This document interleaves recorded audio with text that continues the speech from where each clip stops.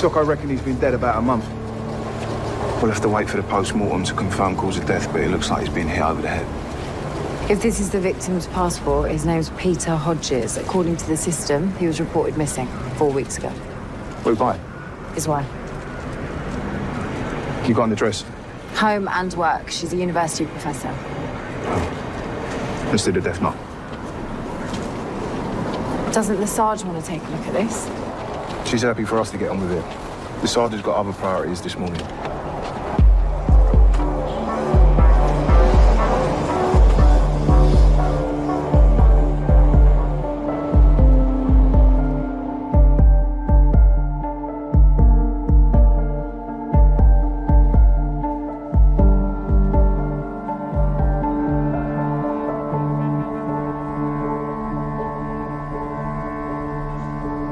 This is our suitcase. These are my husband's possessions. We've only been married a year. We're very sorry for your loss. We're going to need your assistance with a forensic sample for a comparison. Something belonging to Peter. Of course. Did Peter take his phone the morning he went missing? It's not been recovered as yet. The missing persons team asked me to look, but I couldn't find it. We understand the MISPA case has been downgraded. Yes. One of the neighbors saw my husband leaving. He had a suitcase with him. The detectives decided it proved his disappearance wasn't suspicious. I'd say they were wrong, wouldn't you?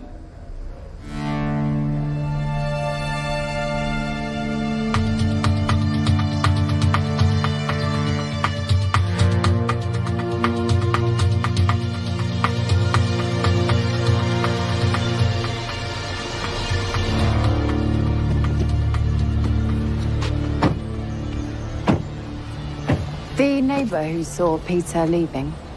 Mrs. McCarthy? Yeah, which side is she? Right, number 17.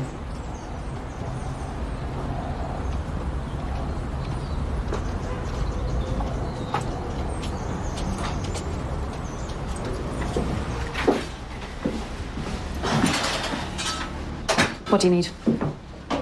His comb, a pair of glasses, his pillowcase. I might as well tell you, we were sleeping in separate rooms.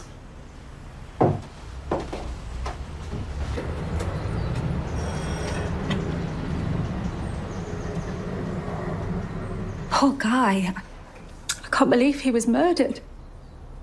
Sorry. It's a shock. You gave a statement to the missing persons team that you saw him leaving the house on Friday the 17th of last month. What time was that? It was about 8:30 a.m. That's when my husband rings. He works away a lot in Manchester, phones before his first meeting.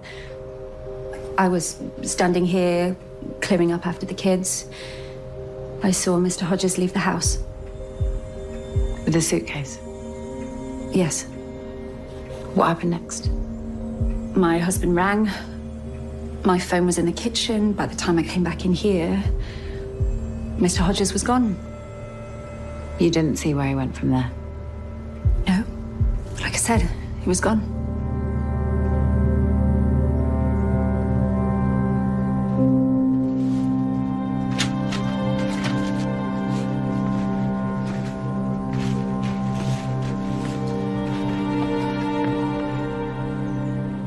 We're separate rooms. Do you mind if I ask?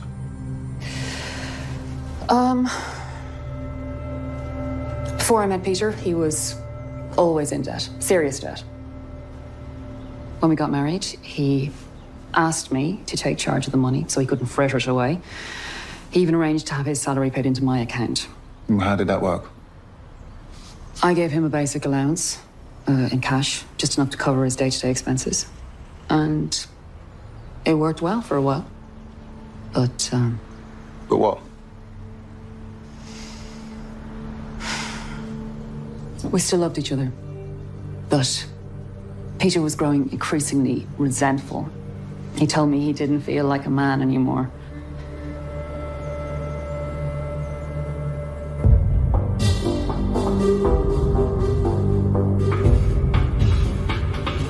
I've been going through Peter Hodges' financials. He had a savings account of his own. 2 days before he disappeared, he paid in £5,000 in cash. Interesting. I also went through the receipts in his wallet, and I found one for a cafe next door to the bank. 2 coffees, 2 sandwiches, 20 minutes after he deposited the 5K. So he wasn't alone? I requested the bank's CCTV. I'll send it to you now.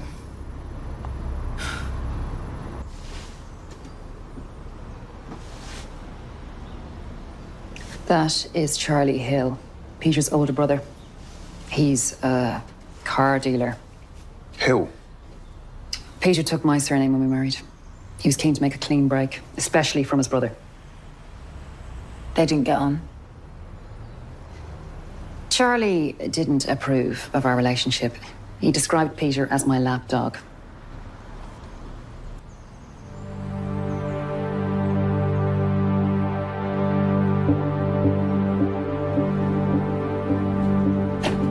How come we're out and about and the Sarge is in the office doing all the grunt work? We're sleeping in separate bedrooms. Some people do. That's not a marriage. What's up with you lately? I haven't seen my wife for days, or my kids.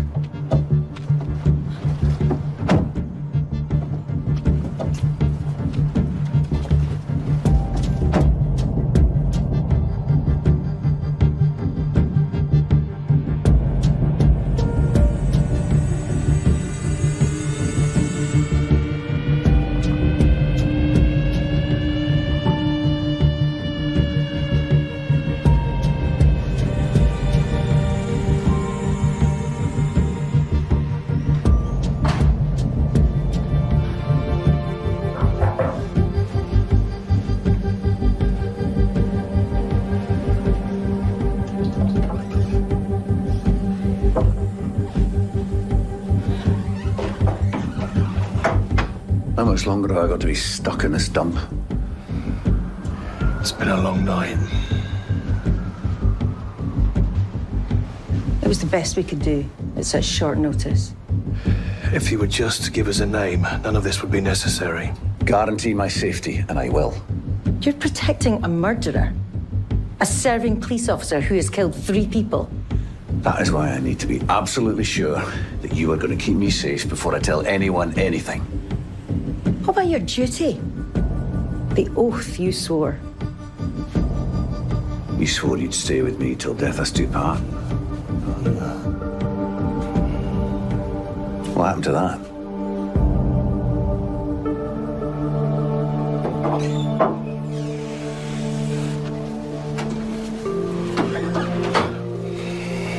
Is he going to come through? Tell us what we need to know. Your guess is as good as mine. You shouldn't be out and about. I want you to go straight to the office and stay there.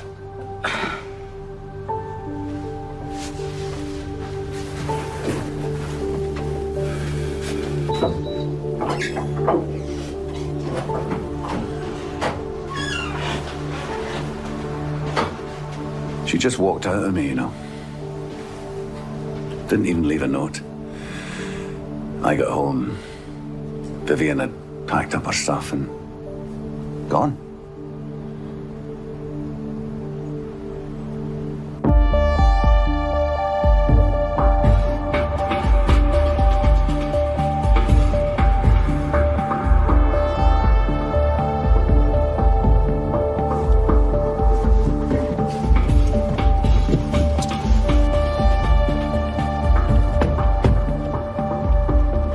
Mr. Hill? Who's asking? Detective Constable Billy Fitzgerald. This is Detective Constable Rob Brady. What's this about? Your brother, Peter Hodges. Was he turned up? I'm very sorry to tell you, Peter was found dead. Dead? Has there been an accident? No, the circumstances are being treated as suspicious. What does that mean? Mr. Hill, we're investigating your brother's murder.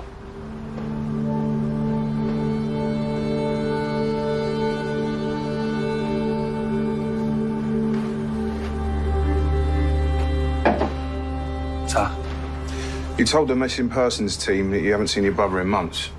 Is that accurate? Yeah.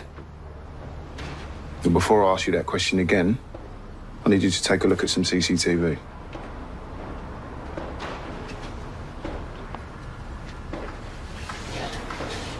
This was just over 4 weeks ago.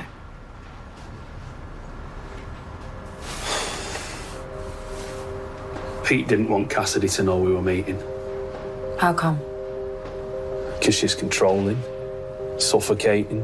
She treated him like a child. He had to ask her for every penny, permission to breathe.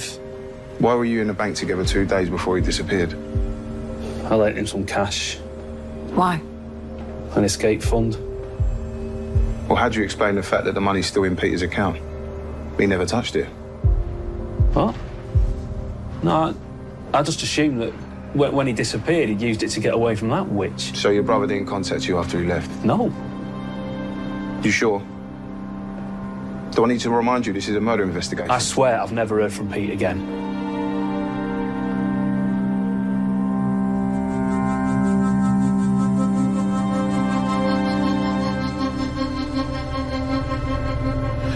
This is Peter Hodges, 33 years old. He worked in maintenance at Royal Ashford University for the last 8 years, which is where he met his wife, Cassidy. She's a doctor, neuroscience, proper high flyer, written books and everything. They sound very chalk and cheese. They are. Our victim has a history of getting himself into serious financial trouble. According to Cassidy, when they got married, Peter asked her to take care of their finances, keep him out of any temptation. That's not how his brother sees it. He reckons Peter was the victim of coercive control. You should meet Cassidy Hodges, Sarge. See what you make of her. Okay, set it up.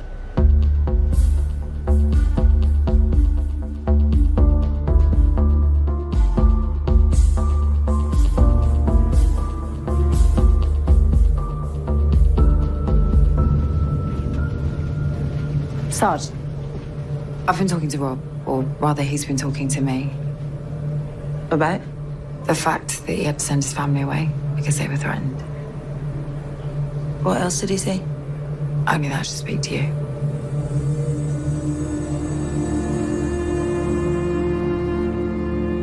Is Vivian seeing anyone? The detective sergeant is a very private person. What about you and her? I'm not going to dignify that with an answer. Turn you down, did she? Get a life. You have no idea of the pressure. You're a disgrace. I am still your senior officer. So what are you going to do? Report me?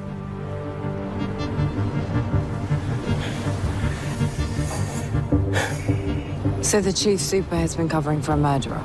This guy killed Tyler Bates, Grace Harper, and Harry Steadman. But Tyler Bates was a police officer. We think the killer is too. So the minute I met Margot, I didn't like him. Something really creepy about him.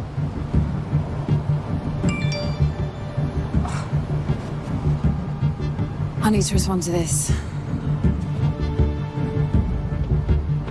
Look, Billy. Not a word to anybody. Yeah, of course.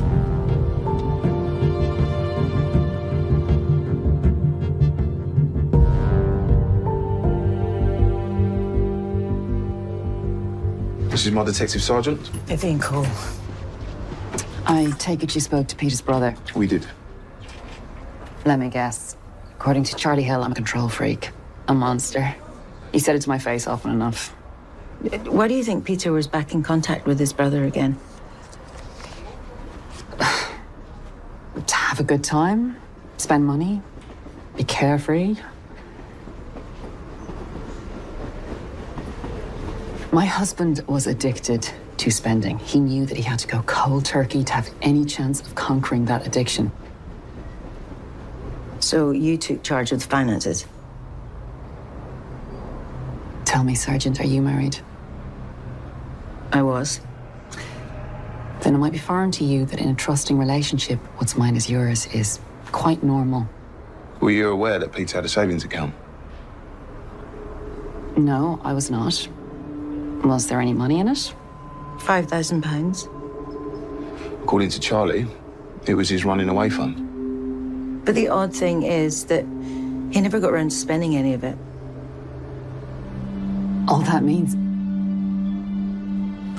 is that he was killed before he could withdraw it.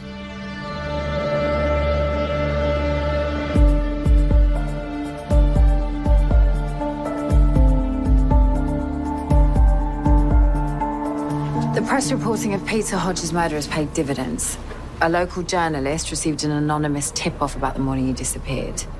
The caller saw a car hanging around outside the Hodges house. The description they gave of the car is of interest. An orange Subaru Impreza rear spoiler. Sounds like the car Charlie Hill was working on this morning, eh? Yeah, the one he was so keen to cover up when we arrived. Yeah, so maybe Dr. Hodges was right about Charlie Hill.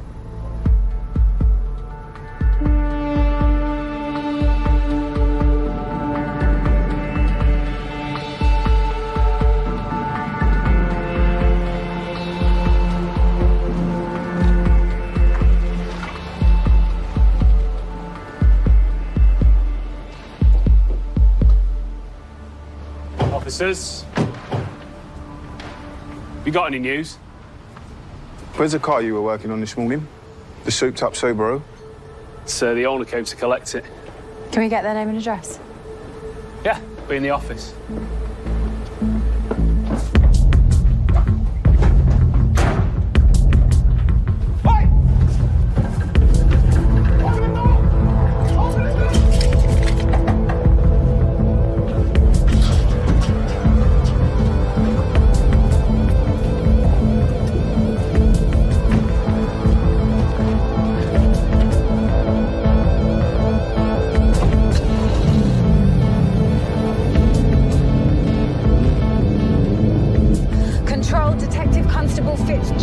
All units be on the lookout for an orange Subaru Impreza, no call index.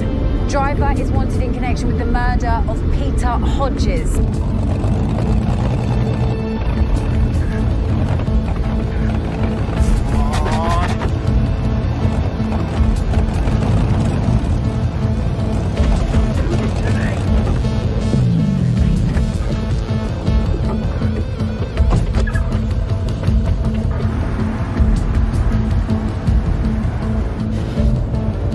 That's the car.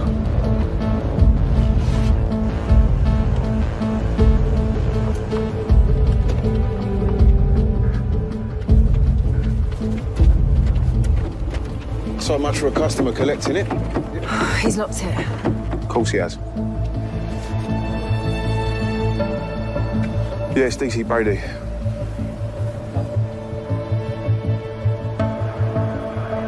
It's open now.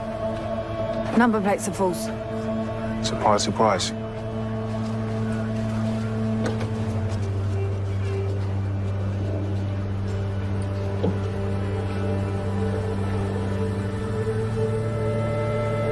St. Christopher.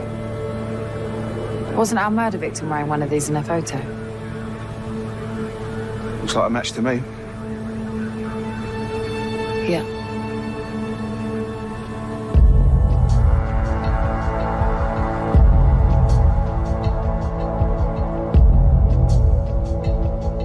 According to Cassidy Hodges, Peter never took off the St. Christopher. So it's definitely his. I reckon so, but the lab will confirm it. So, dead or alive, Peter Hodges was in the stolen car that his brother's driving? At some point. David, what's happening?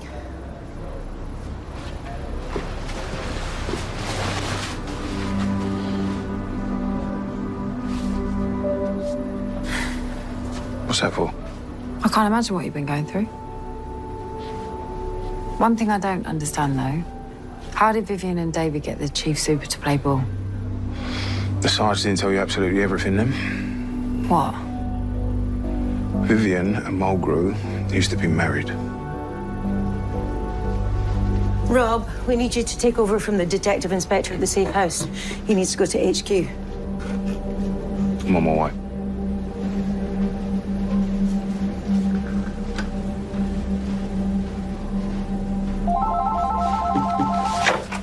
Detective Constable Fitzgerald. Thanks for letting me know. Charlie Hill just handed himself in. Apparently, he's worried we think he killed his brother. I wonder why he thinks that.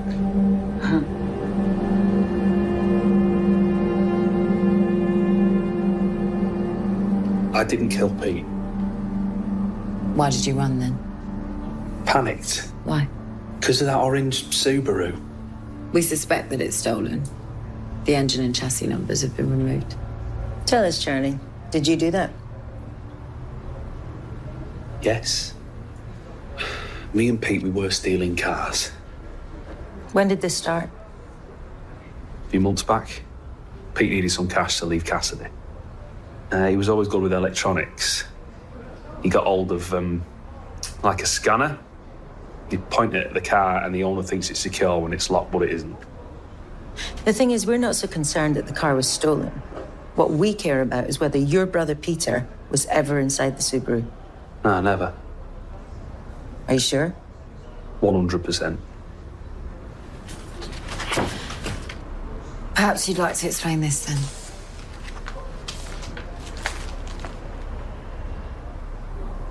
It's the St. Christopher's medal. It's like the one Cassidy gave to Pete. It was found in the boot of the orange Subaru. No, that's impossible. Why? I told you, Pete was never in that car. I only nicked the Subaru last week. So you can't explain Peter St. Christopher being in the Subaru? Could someone have planted it there? Well, it's possible, I guess. How? Well, the same way Pete got into the cars he nicked. Using the scanner.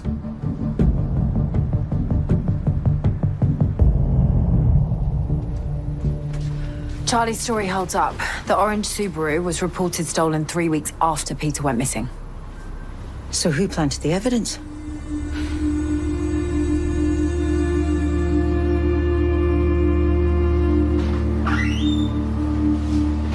How's he been? Pain in the neck.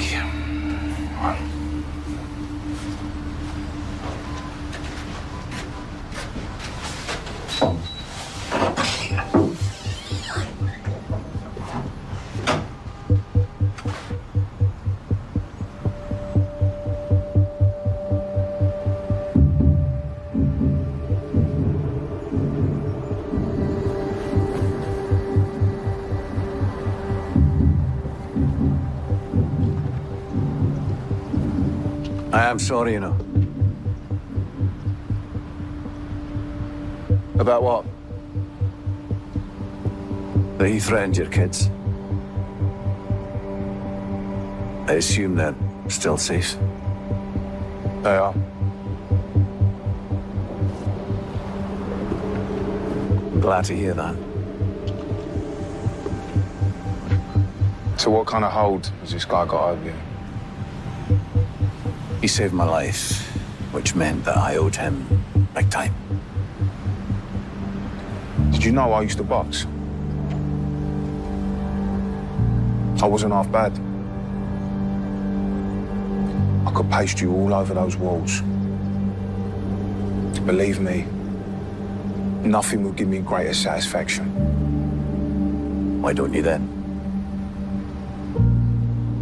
Because I need you to identify the man that threatened my kids. And I need him to be locked up, behind bars, so that I can hold my babies in my arms again.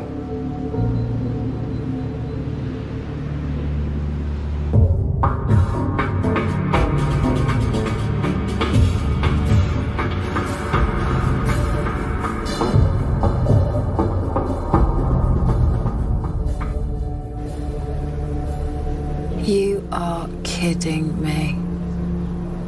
What? Mila McCarthy, the Hodges neighbour. There's no way she could have seen Peter Hodges leaving around 8:30 on that Friday morning. How come? When I spoke to her this morning, something wasn't right, so I ran a check on her financials. According to her debit account records, Mila was putting petrol in her car at 8:27, 3 miles from home.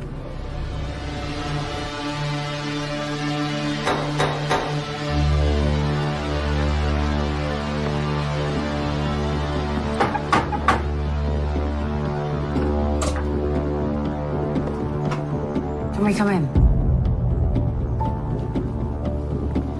What's going on?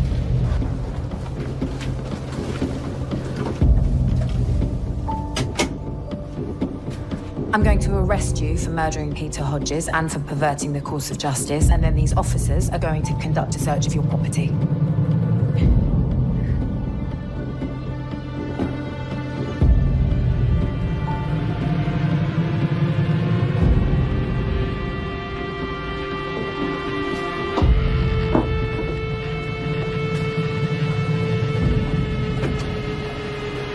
What's going on?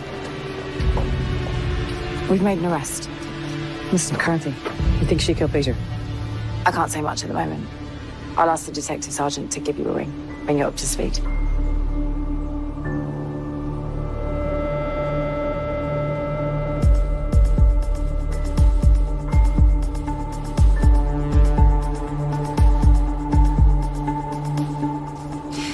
Mila, you gave a statement saying you saw Peter Hodges leave home at around 8:30 on the morning he disappeared. This is a receipt for petrol paid for on your debit card at 8:27. It's quite the trick being in two places at once. I dropped my kids off at school. Got some petrol on the way to the supermarket. Did you see Peter Hodges leave the house with a suitcase? No.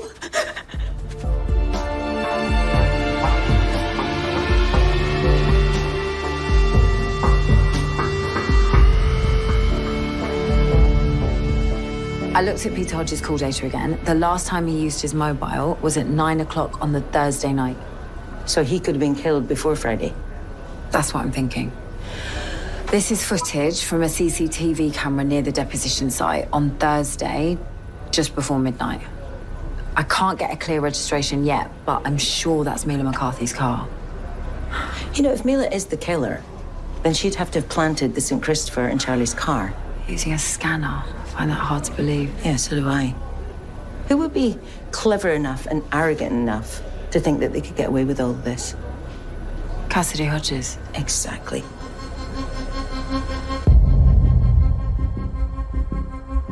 What were you doing on the evening of Thursday the 16th? The night before, you said you saw Peter leaving with his suitcase. I was at home with the kids. All night? Yes. You didn't go out? No. And what was your car doing near Millwall Stadium at 23:48 that evening? That is your car, isn't it? Yes.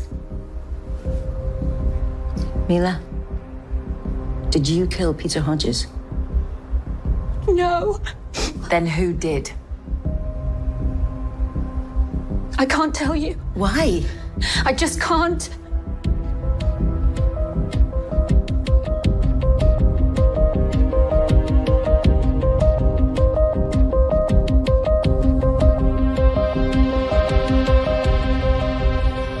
Right, she's coming in. Who is? The victim's wife, Cassidy Hodges. I told her I want to update her on the progress of the investigation. And what are you really up to? We think she killed her husband. We just have to prove it. How's it going? Good. The Deputy Assistant Commissioner will be here soon. Rob's bringing Margaret in to speak to her. We have a deal. Yes, I think we do. He doesn't deserve to be protected. After what he's done, he should be going to prison.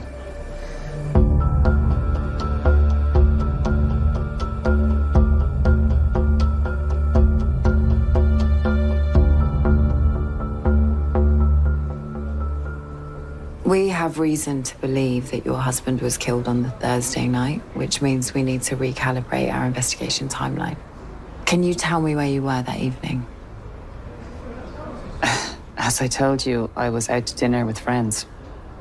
Italian restaurant on Opera Street. What time did you get home? Late. Very late. I walked all the way. From Upper Street? Yes, I'd been drinking. Wanted to clear my head. I left the restaurant about 11:30, so I can't have got home till nearly 1 o'clock in the morning. When you got home, did you see your husband? Speak to him? No, I assumed he was fast asleep. In his own room? That's right. One more thing. Where were you between 10 and 11 o'clock this morning? At home. Coming to terms with my husband being murdered. Thank you. That's very helpful. Cassidy Hodges told us she was out for dinner with friends the night her husband was killed. The dinner checks out, but she paid for a meal earlier than she told us. If she caught a taxi rather than walked, she could have been home in 20 minutes. So she had plenty of time to get home, kill her husband, and dispose of his body. When was the body dumped? Just before midnight. CCTV shows Mila's car in the area. I requested urgent call data for Cassidy's phone. She told us she was home this morning. Grieving. But cell site puts her very close to Charlie's garage. And what was she up to? She was planting her husband, St. Christopher, in the car that she took to be Charlie's. All right, that's more than enough for me. Arrest her and search her home address.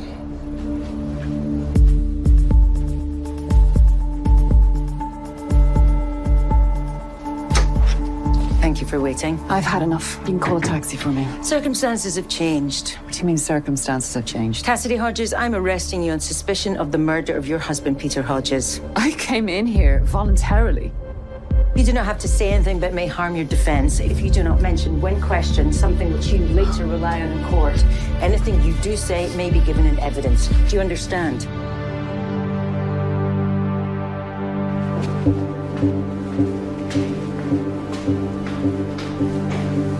Just need to swing by my office, pick up a couple of personal items.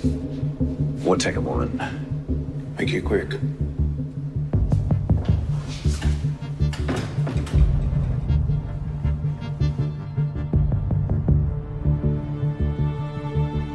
Mila, I'm Detective Inspector David Bradford. I'm here to tell you that we've arrested Cassidy Hodges on suspicion of murdering her husband. Why don't you tell us what really happened, Mila? Cassidy bashed Pete's head in. Go on. Cassidy came home early, found us in bed together. You were having an affair. We slept together a few times. We were both lonely. That night we were saying goodbye. He had enough money to leave her. What happened when Cassidy found you together? She went crazy. Shouting, screaming at Pete. He tried to lock himself in the bathroom. She was so strong. He didn't stand a chance. Did you see Cassidy kill Peter? No. I heard a terrible noise. Then it all went quiet. By the time I got to the bathroom door, he was on the floor. There was so much blood. Did you see what Cassidy hit Peter with? No, not really. It was in her hand. Something shiny. What happened next? Cassidy said it was all my fault. She threatened to tell my husband what I'd been up to. I couldn't let her do that. And then? Cassidy can't drive. She made me drive my car so she could dump Pete's body. It was horrible.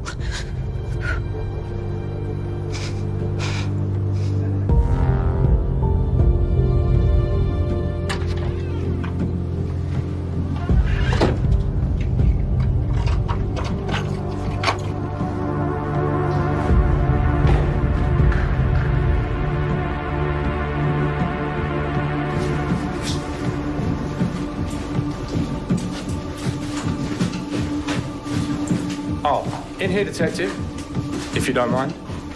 What have you found?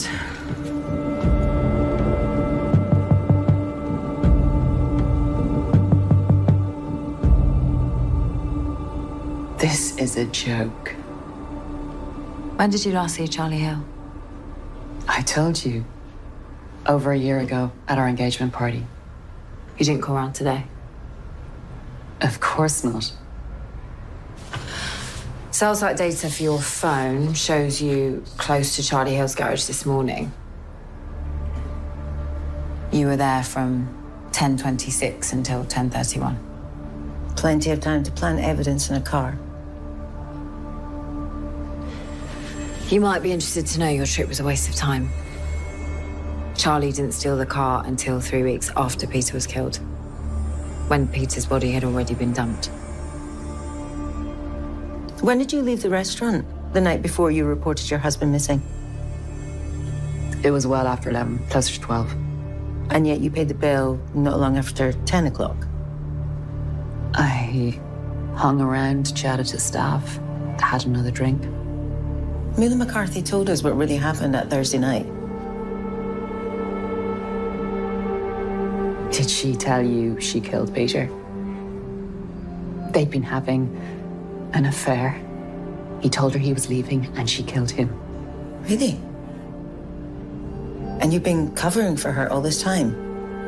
Why would you do that?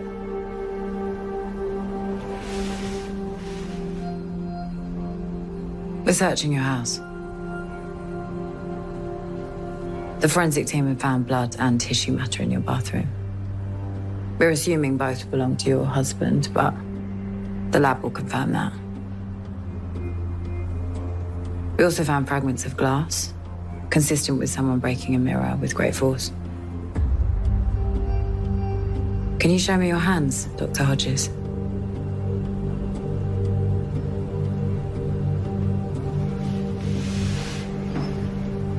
I can see healing cuts on your hands. How did you get those?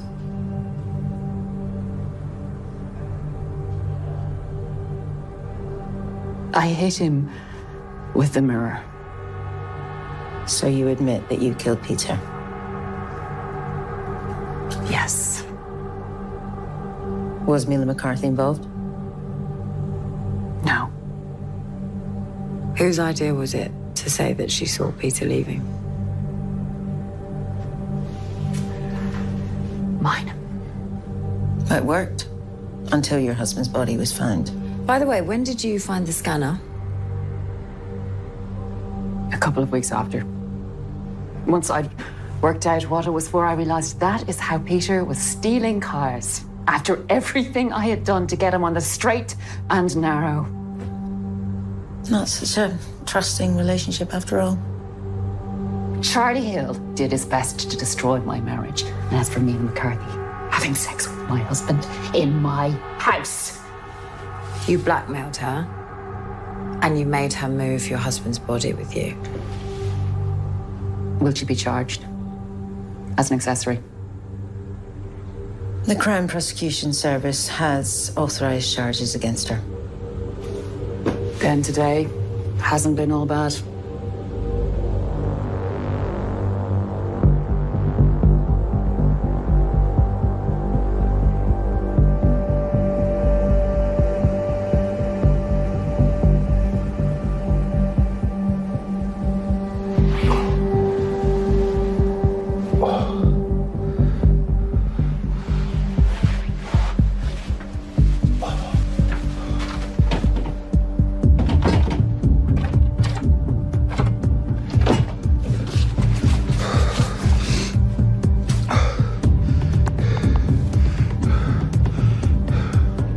Boss,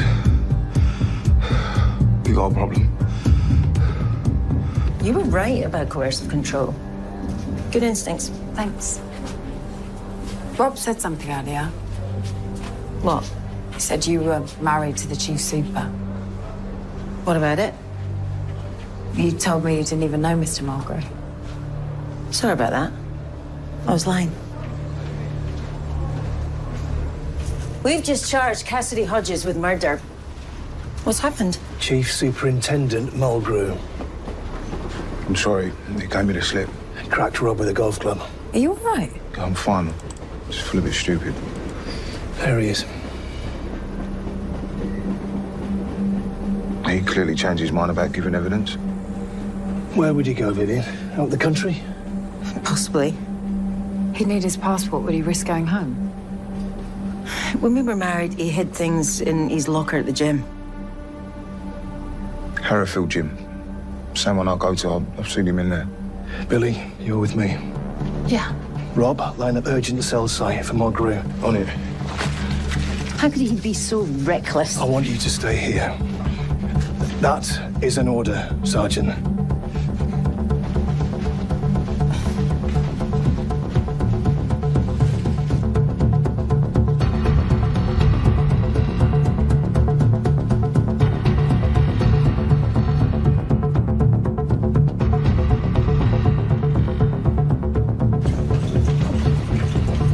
Can I help you? Police, we need access to the men's changing area and one of the lockers. Down there.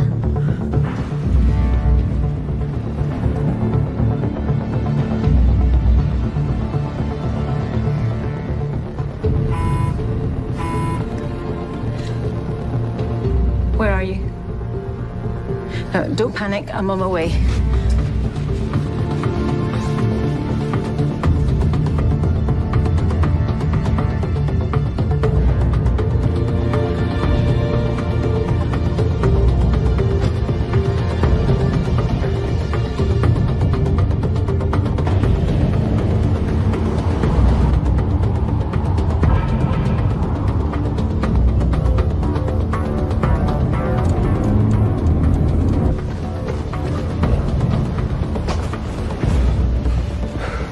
His locker's empty.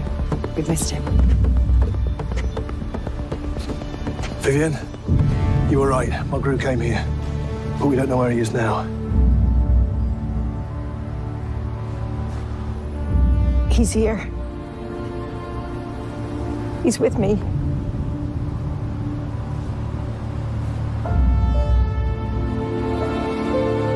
He's dead.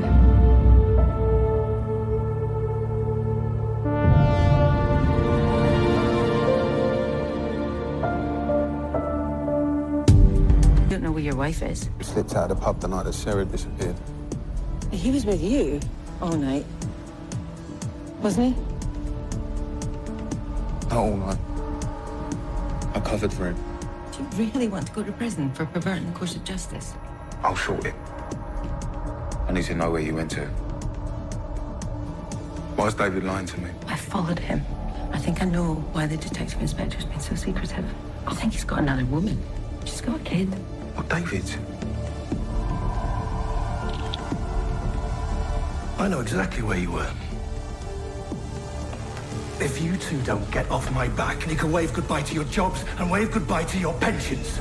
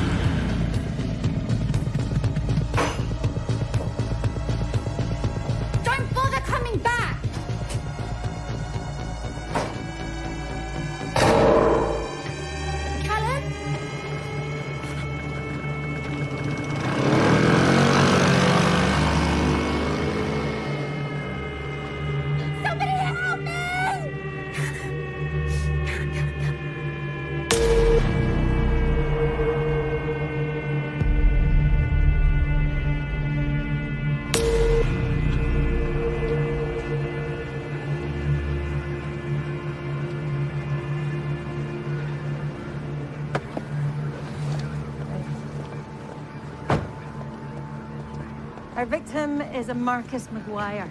Really? You know him? Marcus Maguire was a gangster.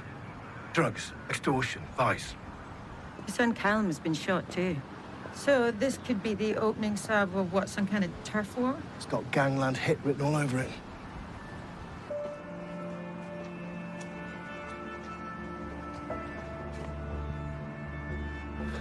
I'm sorry to tell you that your father-in-law, Marcus Maguire, has also been shot. Is he? He died at the scene.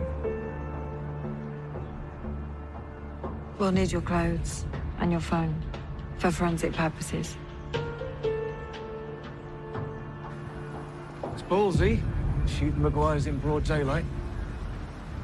Any of your famous insights?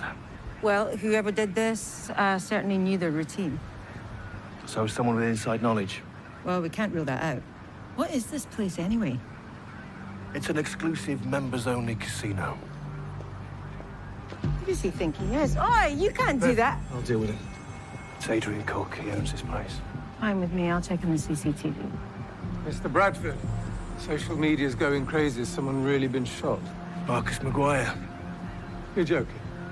Not just Marcus. His son Callum too, on his doorstep. Are they? Yep, both dead. Should we continue this conversation over here? Thank you. We'd only been married 7 months.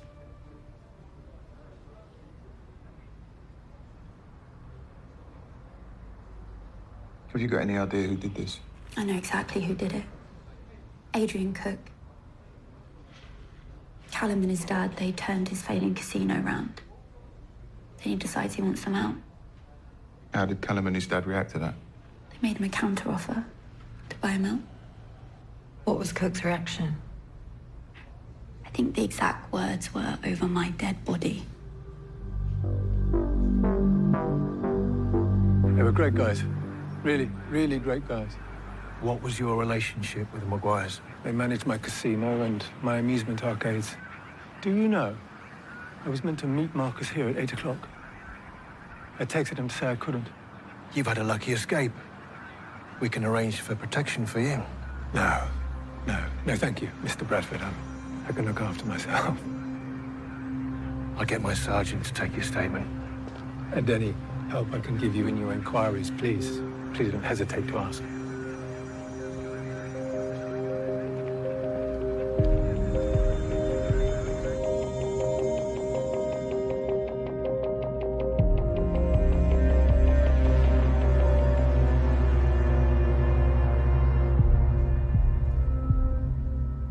Has anyone told Gloria?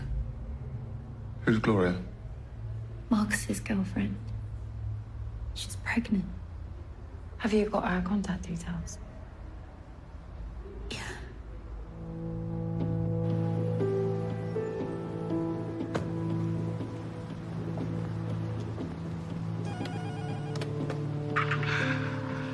Is that the practice nurse? No, it's the police. I'm here to see Gloria Tanner.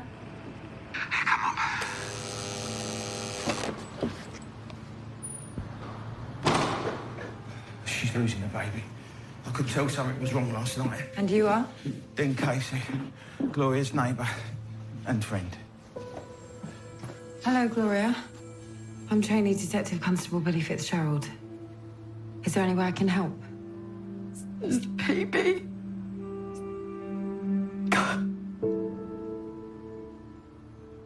I've just spoken to HQ.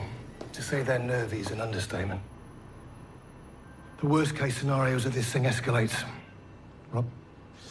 Right, we've got a number of images of the scooter and its rider. We've checked the index, and the make or model don't match, so we're sure that the plates are stolen. Victimology? This is Marcus Maguire, 54 years old, served time for fraud, money laundering, armed robbery and assault, and occasioning actual bodily harm. Nice. What about the son? Callum Maguire, 31 years old, better behaved than his dad. Or better at not getting caught. The National Crime Agency had Callum under observation a while back. They were sure that he was running a major drugs operation, but they couldn't find anything to stick. Callum's widow, Alice, is convinced that Adrian Cook is behind the murders. I've checked. Adrian Cook doesn't have a police record. That's because his superpower is getting other people to do his dirty work. Never managed to put him away, not for lack of trying. Where was he at the time of the shooting? He claims he was visiting his mother. I'm still waiting for the care home to call me back. I've got to deal with this. If these murders are down to Adrian Cook, let's finally wipe that smile off his smug face.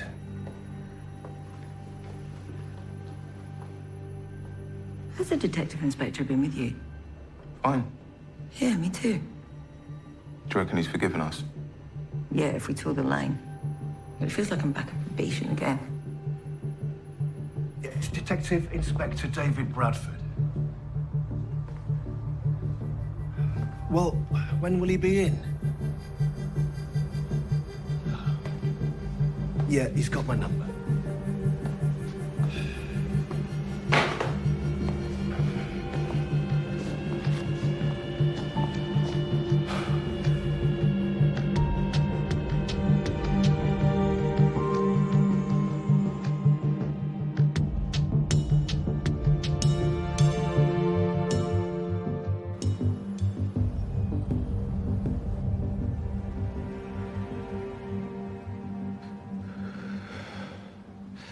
I haven't told Gloria that the Maguires have been murdered.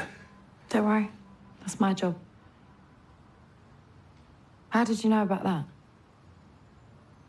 Social media. I used to be in the police. All my mates are talking about it. Did you know the victims? Yeah, from my time in the police. I couldn't believe it when Gloria introduced Marcus Maguire as a new boyfriend. Not a fan, then?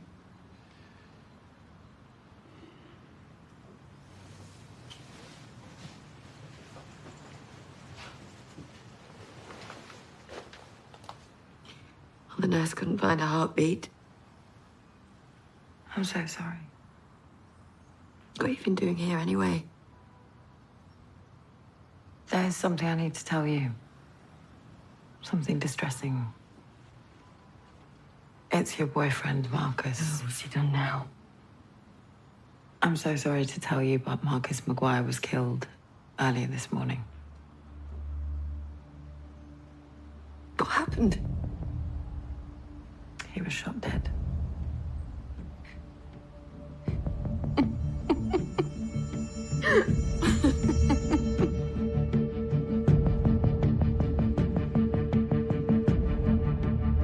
When I got to Gloria Tanner's place, she was miscarrying. And when I told her Marcus was dead, she just laughed. For ages. And she said it was the shot, but I'm not so sure. What do you mean? I just got the strong feeling there's a load she's not telling me. How are you getting on? Oh, Adrian Cook's alibi checks out. He was with his elderly mother when the murders took place. Doesn't mean he's not behind them. Indeed. That was the tech unit. They found something interesting on Marcus Maguire's phone. You can take your drugs and stick them. Do anything like that again and I'll kill you. So who is that? Subscriber is Ephraim Tanner, age 17, same address as Gloria. Must be her son. Gloria didn't mention she has a son. So he called Marcus last night? At 11:23. What do you want the icing on the cake? Ephraim Tanner is the registered owner of a red scooter.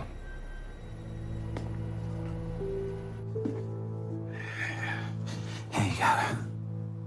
Thanks. You used to be a policeman. What have you heard? There was someone on a scooter. Shot a pair of them.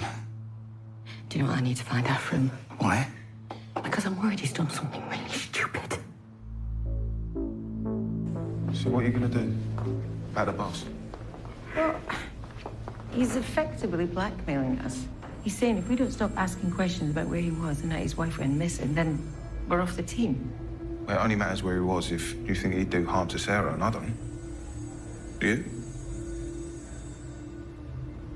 No. Where we are then?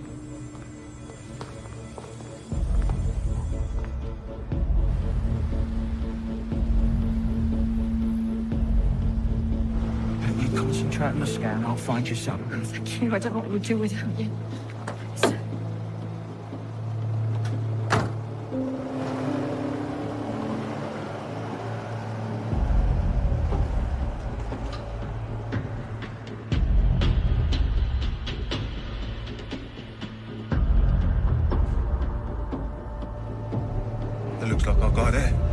That's him.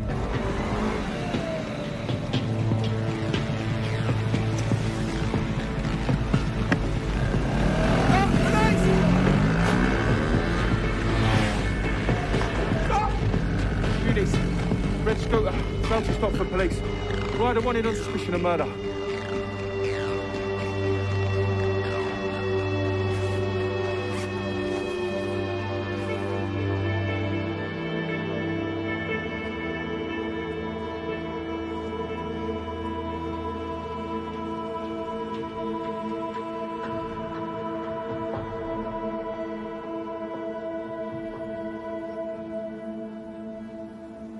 Your mum's worried about you. Oh, she needs you, mate. She's lost the baby. Really messed up. Okay. We got half the police in London looking for him. You can call off the search. He's just walked in downstairs.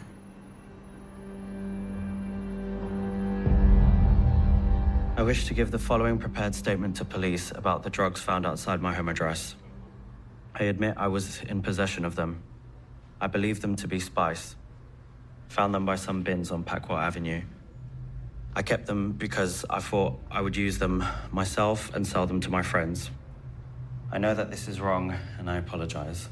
No one else was involved in this matter. When was the last time you saw Marcus Maguire? You stick to possession of drugs? We are.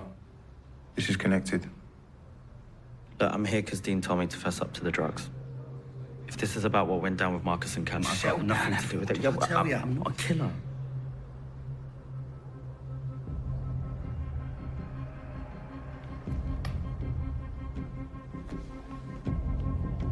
You can take your drugs and stick them. Do anything like that again and I'll kill you.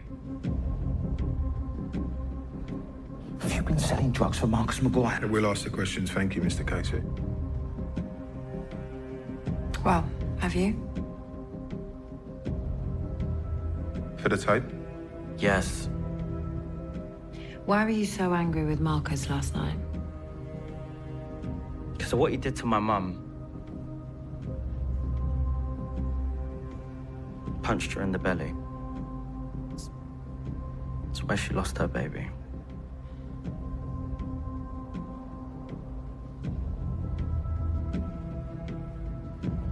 Tell me, Ephraim, how did you get here? Dean gave me a lift. Why? Haven't you heard? The person that killed Marcus and Callum Maguire was riding a scooter. Red. Yeah. Just like yours. It wasn't me. It wasn't me. Where were you between the hours of 7 and 9 this morning? What's this got to do with the drugs? I think the voicemail proves that the two inquiries are linked. So, where were you between the hours of 7 and 9 this morning? I went for a walk. I needed to clear my head. It wasn't me. I didn't kill them.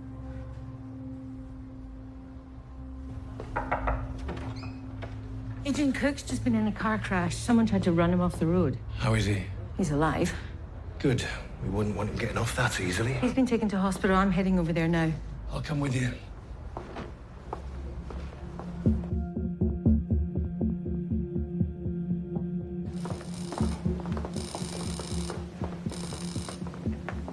Been through the wars, Mr. Cook?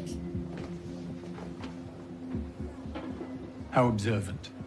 Some maniac tried to run me off the road. My car is a write-off. Oh, we're very sorry to hear that.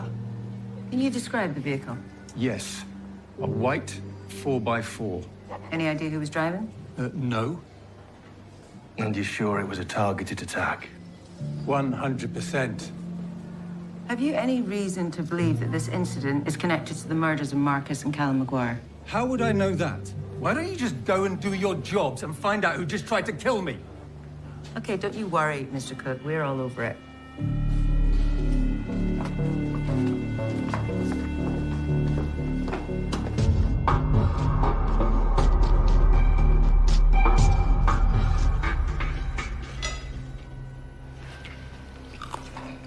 Don't fancy spare rib, Viv? What about the scooter? We can track it by CCTV to Lorma Gardens, and then it just disappears. So the killer stashed it somewhere. Now, I'm going to head down to Lorimer Garden and see if I can find a possible dump site. Right, Brady. Okay, cheers. Alice Maguire's been arrested for dangerous driving in a white 4x4. The car's got extensive frontal damage. Attempted grievous bodily harm with a car as a weapon is a serious offence. What were you thinking, Alice? I told you, Adrian Cook killed my husband. And you people have done nothing about it. Well, Mr. Cook has an alibi for the time of the shootings. Of course he has an alibi. That's how he operates. Look, if we find any evidence that Adrian Cook ordered the murder of your husband, we'll make sure he gets sent down. For life. What we don't need is you taking the law into your own hands.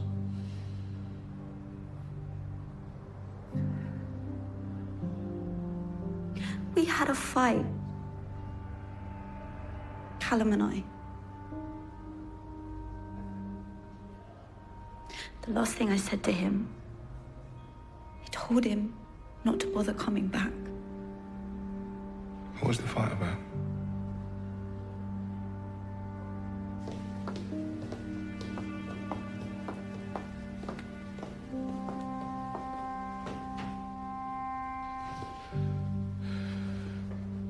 Where's Afrim? Still in custody. I think they're going to charge him. Possession with intent to supply Class A drugs. How are you? I thought you were going to help him. I was trying to. They seem to think he killed Marcus and Callum. What? No.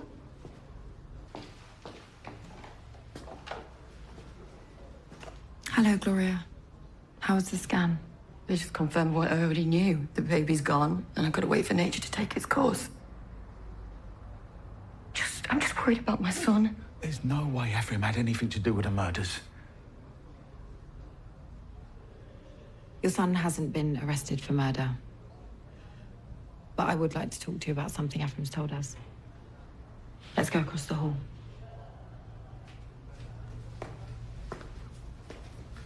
Just give me a moment, Gloria. You're in the job. Maybe you can help me. Anything? You said you were worried about the baby last night. Yeah. I knocked about 8. See if Gloria needed anything. She was feeling uncomfortable then. Did she tell you what had happened with Marcus? She was in a terrible state. And did you stay with Gloria after that? Yeah. How long for? All night. And all morning? Till you turned up.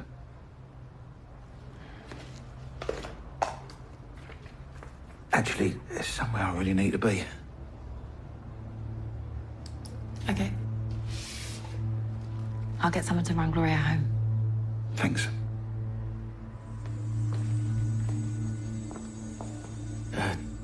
Tell Gloria I'll catch you later. When we spoke to Afrim, he told us that Marcus assaulted you yesterday.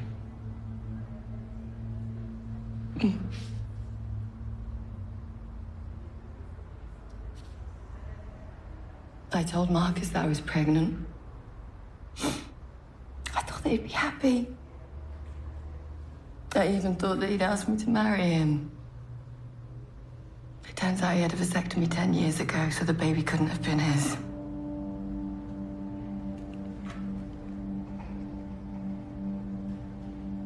Is Gloria's baby all right? I can't comment on that. She's lost it, hasn't she? Was it Marcus's fault? Marcus, he punched me hard in the belly. Sorry.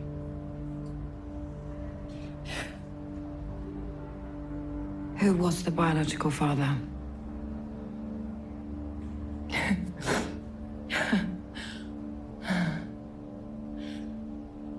I was carrying Callum's baby.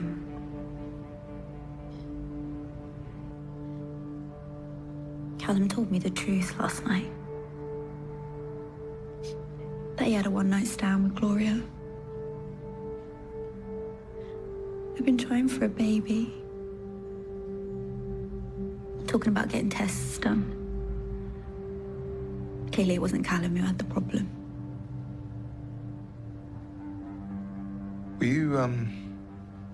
Were you happy before the baby stuff? Yeah, most of the time. We had a laugh. Callum could be so thoughtful and so loving. Nobody else saw that side to him. Do you think he deserved to die like that? Nobody deserves to die like that. That whoever killed your husband decided to take the law into their own hands. And that goes against everything that I believe in.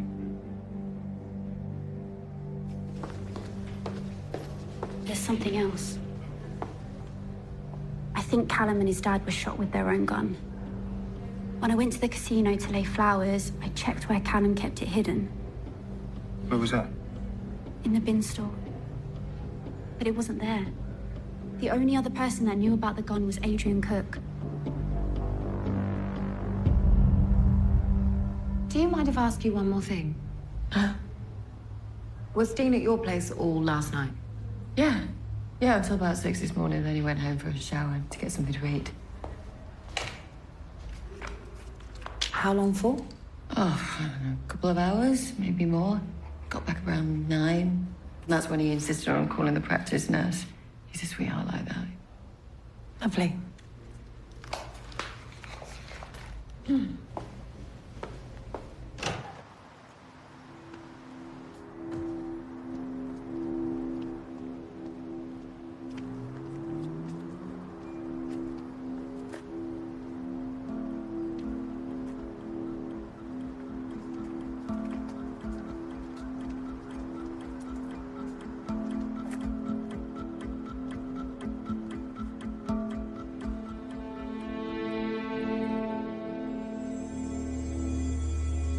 Yeah, this is Detective Sergeant Vivian Cole.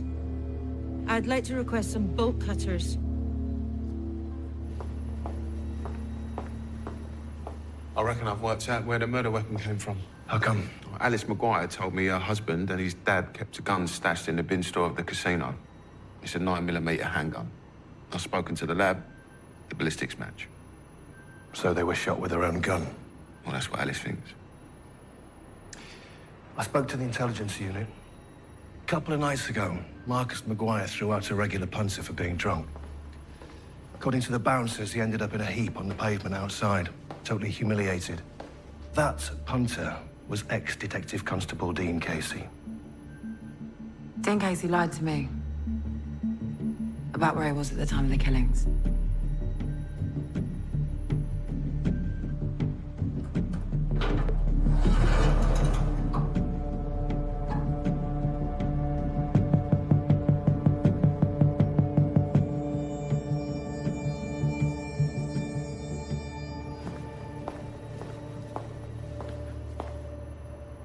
I spoke to a colleague who worked with Detective Constable Casey a few years back.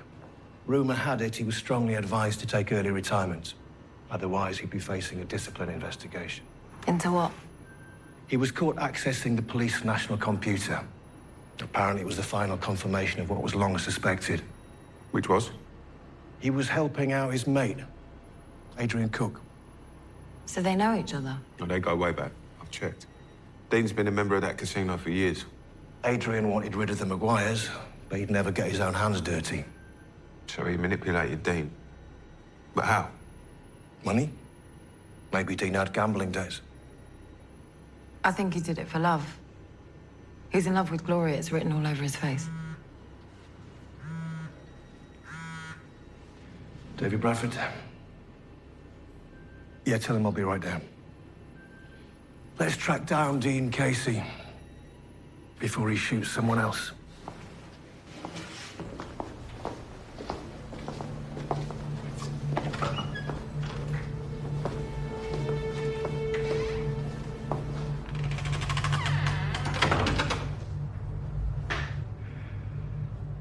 I'm assuming this isn't good news.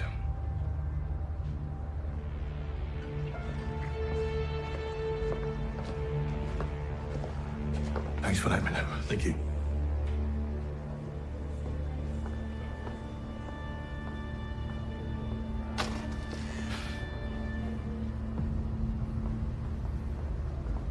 Rob, I found the scooter. There isn't a single print on it. Whoever it was knew what he was doing. Like an ex-policeman. Gloria's friend, Dean Casey. It turns out him and Adrian Cook are old mates. Interesting. He also lied to Billy about where he was at the time of the shootings. But now he's gone AWOL.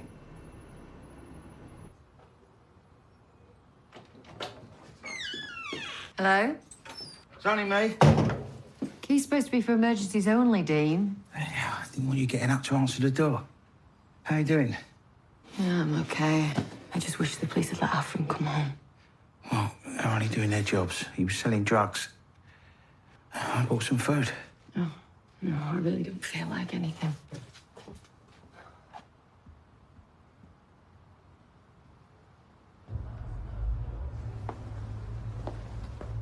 Can't find the boss. He was talking to a DCI earlier from the missing persons team. I haven't seen him since. Well, you don't think his wife's been found dead? Surely you would have told us. Not us. You're hardly his favourite people.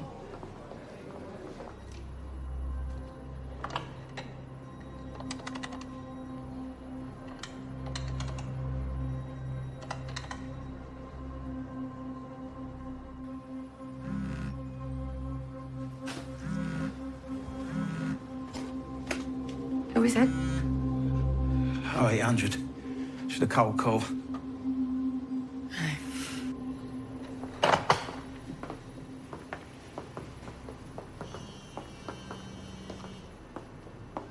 Detective Constable Rob Brady. All right, thanks. Dean Casey's car's just turned up at his address. He lives in the same block as Gloria Tanner. He could be armed. Okay, Billy, get the kit. Yep. We should run this by the detective inspector first. Yeah, if we knew where he was.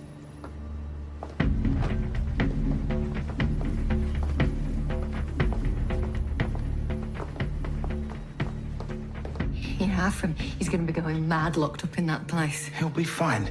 They'll charge him for the drugs offence and then they'll bail him to return. They think that he killed Marcus and Callum. They haven't got any evidence against him. They can't have. How do you know? They just do. I just think that me and Afrin need to get out of London. Yeah, not a bad idea. I've been thinking about it myself. I've been getting on with his dad a lot better. And we could just get over to Albania and spend some proper family time together, you know?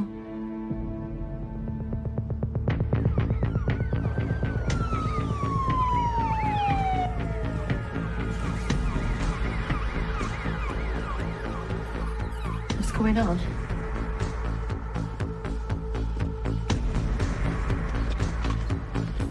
Dean? That's his car. Ground floor, number 23.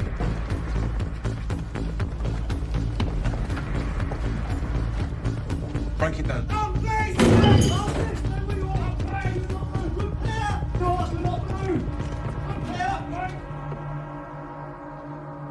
I was a good cop, you know. Thing is, to be effective, you got to bend the rules. Otherwise, there's no stopping the likes of Marcus Maguire. What? I did it for you. You did what?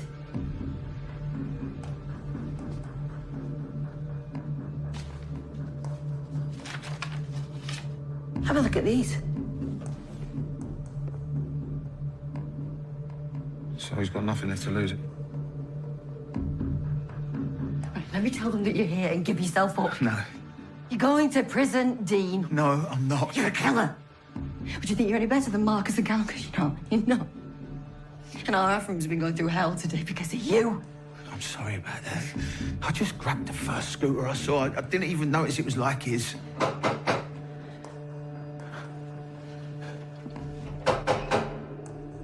Gloria? Trainee Detective Constable Fitzgerald, are you okay? I've got a gun. You don't make a sound. I'll give both of you, don't send her away.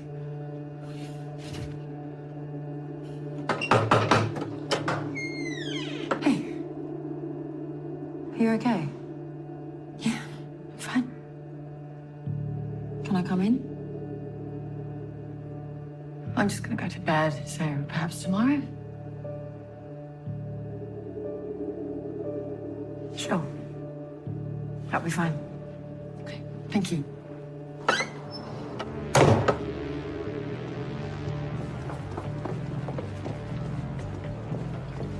I'm certain he's got Gloria at gunpoint. Okay, we now have an armed siege. This is a hostage situation. Pull back and set up a perimeter.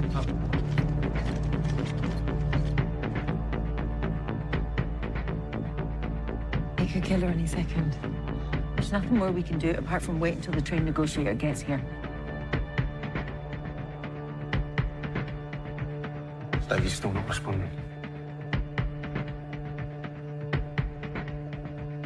Look at him. I've done you a favour. How dare you decide what's best for me?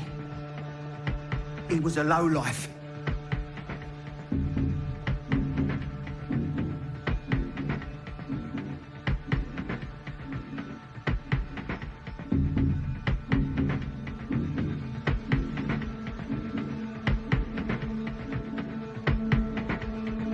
Bill Marcus told me about you.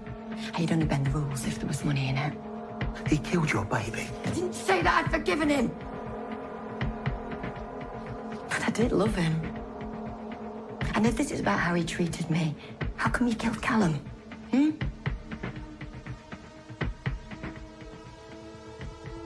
it's because I slept with him.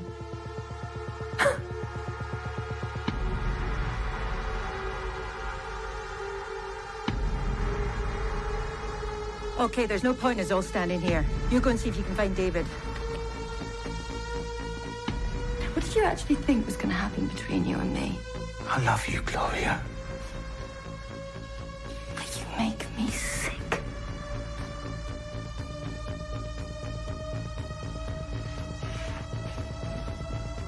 Come out! We're gonna kill her!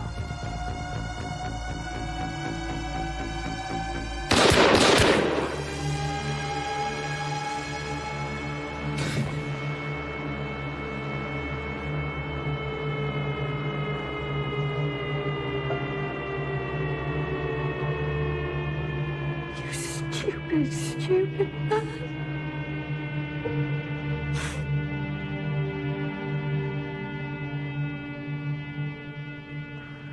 I don't know if you'd have pulled a gun on me. He couldn't. Dean wasn't actually armed. I don't understand. We found Dean's medical records. He was terminally ill. Someone's here to see you. Oh, come here. I'm really sorry, Mum. Dean Casey was using an unregistered mobile. Cell site should tell us where he went after the shooting, which should give us a chance to find the gun. Right, send it over to me. I'll apply for the cell site and call data. Okay.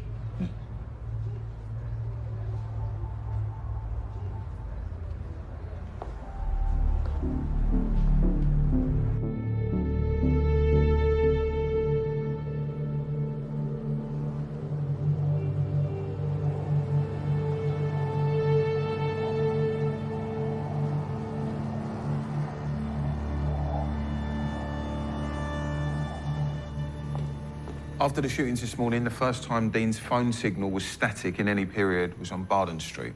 Now, I did a voters check. Adrian Cook's mum used to live there before she moved to a care home. That's worth following up. Fancy heading over there with me? Well, I'd love to, but someone has to brief professional standards. You know how itchy they get about suicide by cop.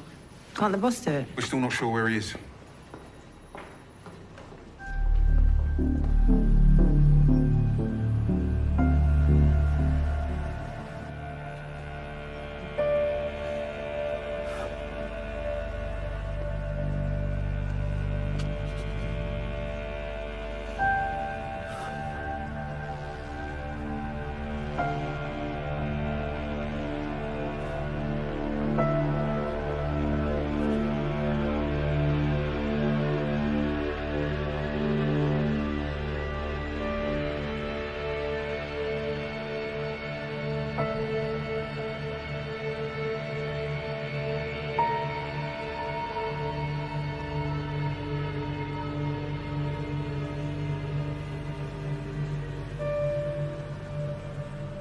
How did you know I was here? Well, your car's in the car park, and I've searched the rest of the building. You're not planning to throw yourself off, are you?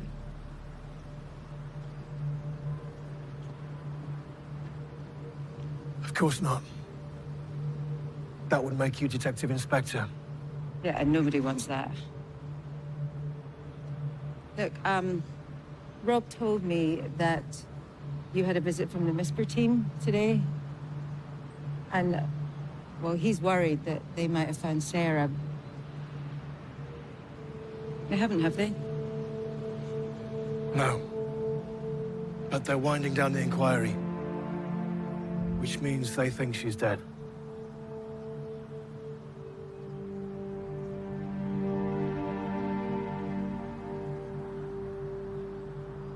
They're right, aren't they?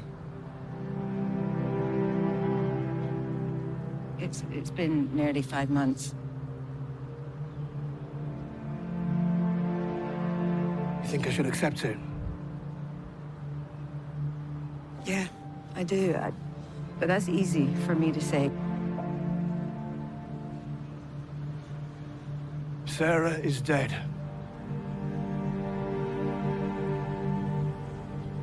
My wife is dead.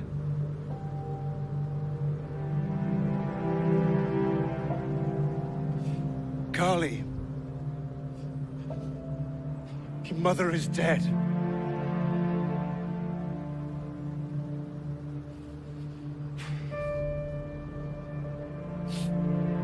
Takes some getting used to.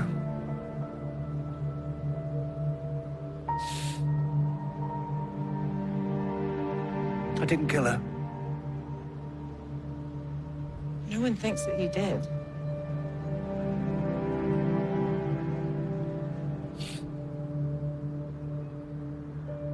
Look, can you come away from the edge? I don't publicize this, but I really hate heights. Should we go downstairs?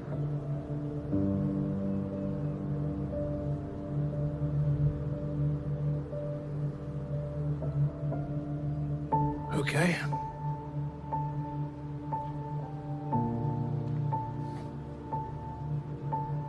Thanks. Vivian.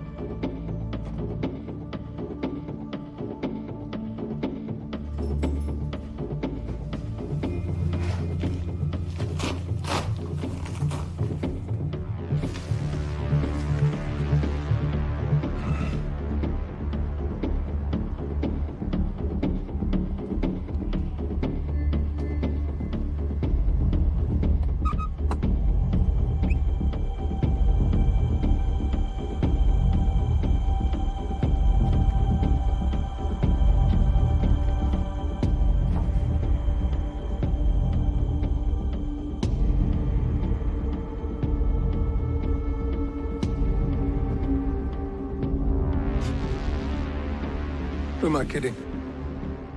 Guns. Never really been my thing. I need you to put that on the floor.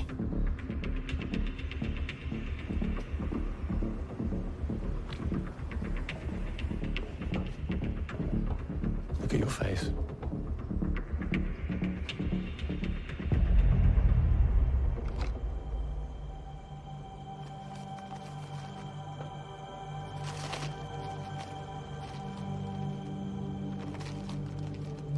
I'm guessing that this is Marcus Maguire's gun. It's a neat trick, using his own firearm to take him out.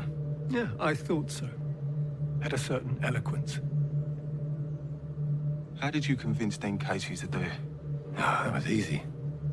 He came into the casino banging on about Marcus and Callum. I merely provided a solution.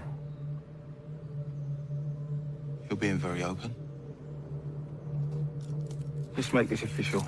Oh, you won't be arresting me today for anything, I'm afraid. Oh, yeah? Why's that, then? Well, if you do, I won't tell you where she is. Who's that? Your detective inspector's wife. Oh, now I have your attention. That's right. Sarah Bradford is very much alive. So, you forget about the gun and I'll tell you all about it.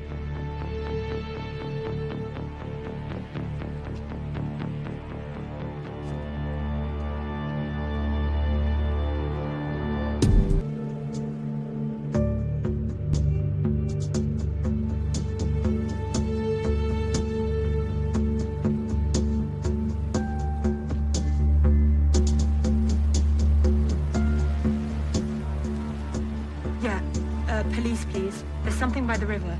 I think it's a body. What's the boss doing here? Could be his wife. Same general description.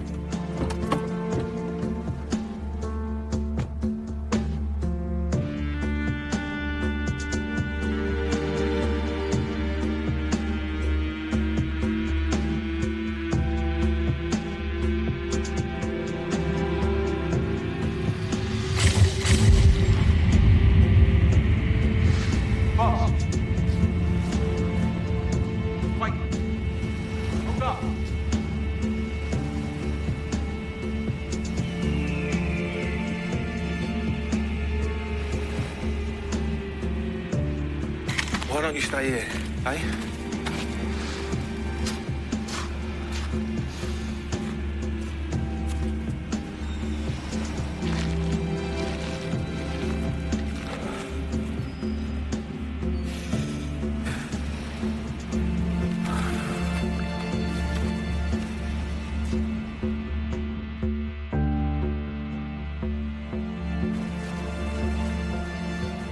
Stab wound?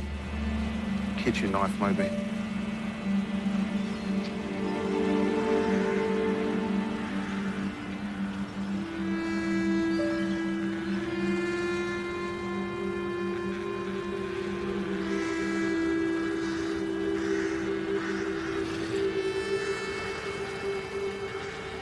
Someone else's tragedy.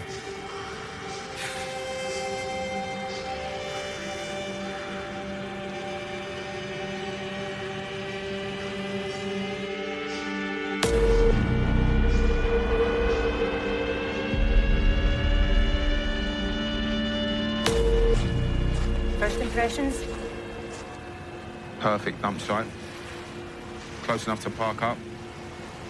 Not too overlooked. She was found really easily. I think this was done in a rush. She was wrapped up in the sheeting. Weighted down with these from a garden, probably. The rope wasn't tied well, so it's come loose. What does this tell you? Billy? Probable cause of death, a stab wound to the upper chest, but no hole in the clothing, so she was dressed post-mortem.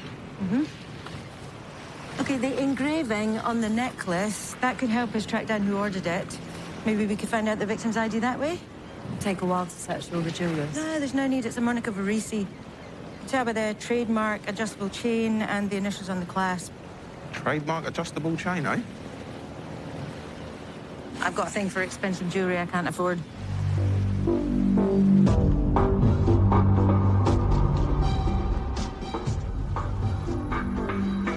Lack of decomp would suggest the body wasn't in the water long. A local resident thought he saw a white 4x4 parked up by the river around 1:30 a.m. That would tie in with when we think the body was dumped. Helps narrow down the CCTV searches. Where are we with the victim ID? The necklace she was wearing was ordered by a Patrick Morell 5 years ago, and it was delivered to a solicitor's firm in the city. We're fairly sure it's the victim's father, Billy. Patrick Morell died just over 3 years ago, but I spoke to an old work colleague, and Mr. Morell had a daughter. Her name was Virginia, but she went by Ginny. The necklace designs the letter G. Checks on open source show 2 Virginia Morels living in London. One's 87. The other shares a flat with a Tara Watson. She runs a dating agency.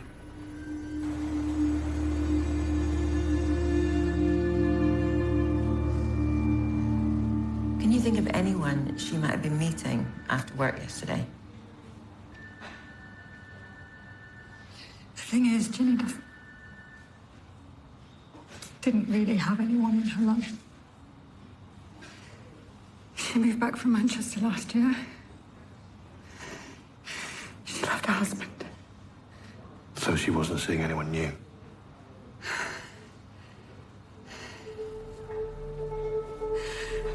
Maybe there was someone. I'm Harry. I'm precisely 30-something years old, 6 foot tall, and I work in the city. Please don't respond if you're not looking for someone who has impeccable manners, who loves to laugh out loud. I attended Julian College. I have mingled with royalty, but now I'm looking to find my princess. So, RS VP. Miss Watson said Ginny needed cheering up after her marriage went south. Easy, Brady. She wanted to fix her up with a nice chap. And how many dates had you been on with Charleston? 3 or 4. But Ginny stopped it because she wasn't ready, according to Watson. Yeah, okay, mate. Ginny's back next. The call log on Ginny's phone shows an incoming call from the home number at Charleston's address yesterday, just after 2 p.m. Sounds like Ginny might have changed her mind.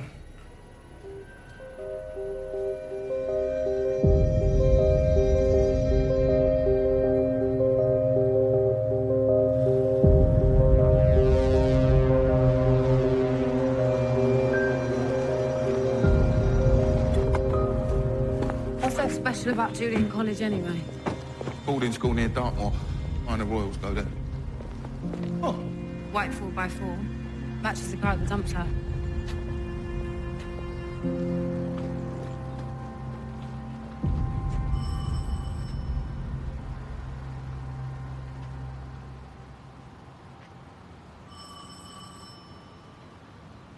Rob. Do those rocks look like the ones that were used to weigh down the victim?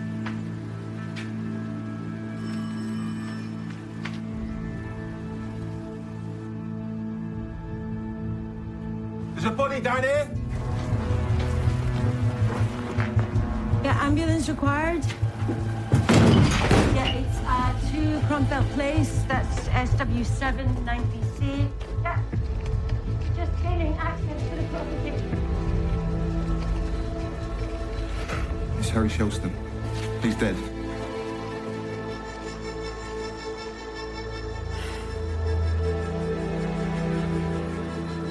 The car belongs to an Alex Barker.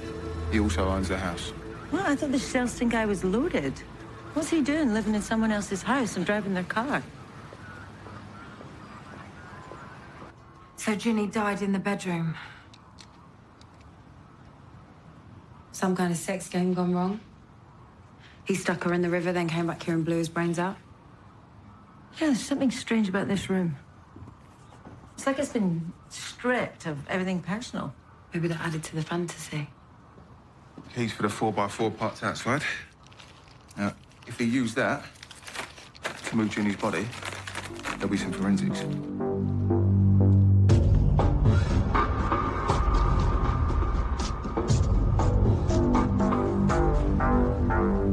No idea on the girl with your wife's bag yet, then? Well, the angle doesn't help. Miss Burr checking other CCTV. With luck, they'll get a better one. We'll find out who she is. Briefing in 5 minutes.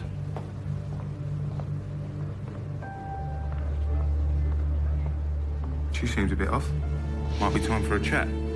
As our line manager. It's just a thought.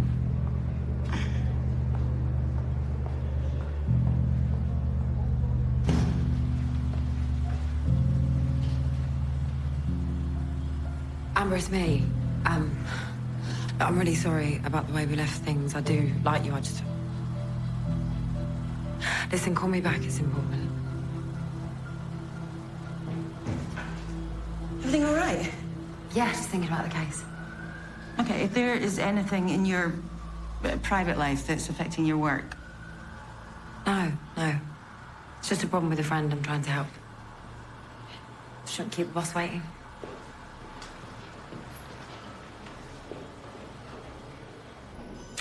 Matches of Virginia Morell's blood were found at the crime scene and in the 4x4, proving it was used to transport the body. Now, this is backed up with roadside CCTV, which caught the car on its way to the dump site at 1:13 a.m. It looks like we've got a murder-suicide. Harry Shelton killed Virginia Morell, dumped her body, came home, and then topped himself. Oh, and by the way, Vivian doesn't believe a word of this. Okay, well, why would he bother trying to get rid of the body if he knew he was going to kill himself? I think we're looking for someone else. The Chris report shows 2 past call-outs for domestic violence against Ginny's husband, Sean Montgomery, in Manchester. He was cautioned for one and arrested for a second one, but the charges were dismissed for lack of evidence. Doesn't he still live up there? No. He moved here 2 months ago. What, so he could murder Ginny and frame our new boyfriend for it? Maybe. Meanwhile, I've got Alex Barker on his way in for interview. Hopefully he can share his thoughts on evidence that we actually have. Billy, do you want to interview the bloke that let Harry stay at his house and use his car, or do you want to explore the land of make-believe with Vivian? Socko found a receipt in Harry's pocket for a wine bar in Chelsea from last night. Thought I might look into CCTV, see if I might find Ginny on there. If that's okay. Yeah, good call.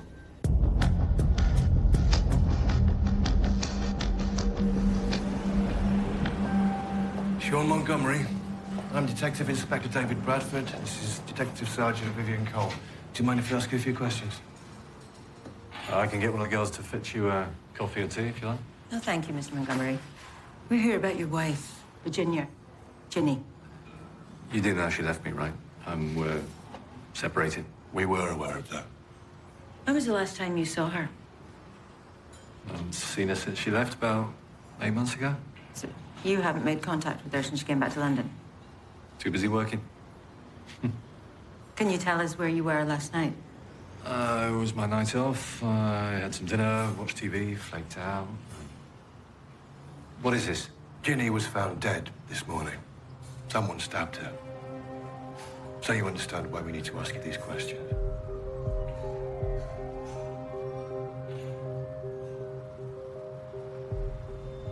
Okay, give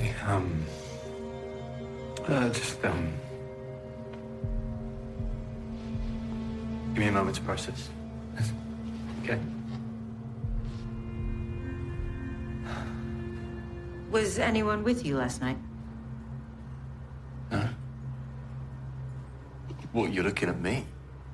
We have a record of call-outs to the property that you shared with Ginny after allegations of domestic abuse. Our investigation needs to take that into account. All those charges were dropped. Hence the word allegations. So all you have to do is answer our questions. What's your side of it? Stuff gets said in marriage. Right? You're trapped, all the fun has stopped. You do stupid things. Like threatening your wife with a knife? And there's this.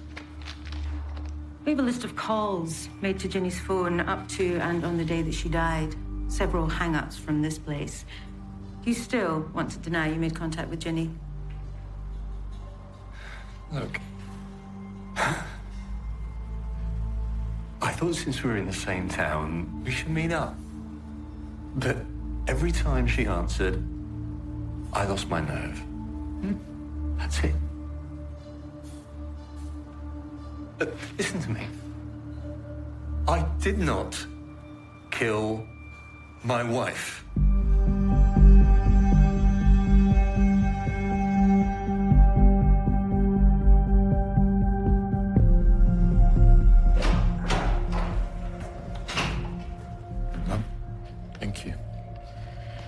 shock.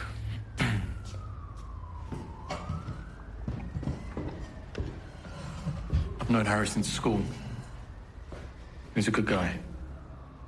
We did a property deal together. So you're in property too? A little, not a career. You did better than Harry, though, obviously. He lived at your house, borrowed your car. Harry made some bad choices. Just with money? You have to understand, Harry never worked for anything in his life. He drifted, got by in charm. So, Harry's bad choices. Drugs? Harry's father had stopped his allowance because of the cocaine. He was struggling. That's why I let him stay, use the car. It's very generous of you. The house was empty. Better someone be in it. Stop the place from being broken into. You weren't worried he'd sell all the furniture? Harry was promising to get help. He was looking to clear his debts, sort his life out. That's why this is such a tragedy. Do you have a phone and a laptop? Yes, both. We didn't find them in the house. Maybe he sold them. I occasionally gave him money. The last time I saw him, which was Tuesday of last week, he was depressed about losing his job. What job? Oh, jeez. So, Harry was in deep debt, according to his bank. Also, he wasn't a client at Superior Singles. He was an employee. Well, at least he was until Tara Watson fired him 2 weeks ago. How'd you get on with the ex? Oh, he's been down here in the same town as Ginny and claims he hasn't had the nerve to speak to her. As if. Tara Watson's here. We provide a handsome, charming man to escort our client to a party so she doesn't have to turn up solo. And no strings sex included. You can see why your service might be misunderstood. No. Not at all. If both parties are amenable, then that's strictly between themselves. Our service is only concerned with the event. And it was using this service that Ginny met Harry. She was only looking for a confidence boost. Then Harry left the agency, and that was that. Yeah, but he didn't leave. Didn't you fire him? It's just time for him to move on. Miss Watson, Ginny was murdered. I know that.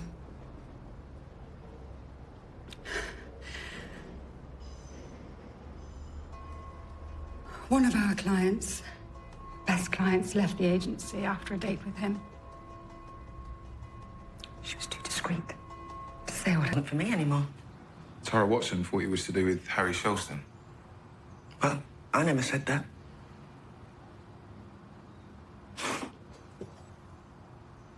So, you've got nothing to tell us about Harry Shelston? Like what? Like any threatening behavior? Odd sexual requests? No. No, Harry wasn't like that. We found some handcuffs in Harry's bedroom. Was that something he used with you? No. Why were you at Harry's house? He was found dead this morning. Possibly suicide. But we're investigating his involvement in the death of another woman he met through the agency. Harry, that's not possible. What makes you say that? Well, Harry was sweet.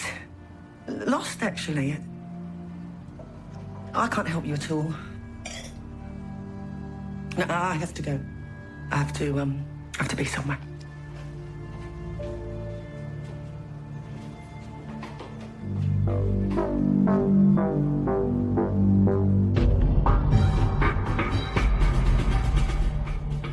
I watched right till the end, all uneventful, and then I saw this. That's Ginny leaving with Harry Shelston.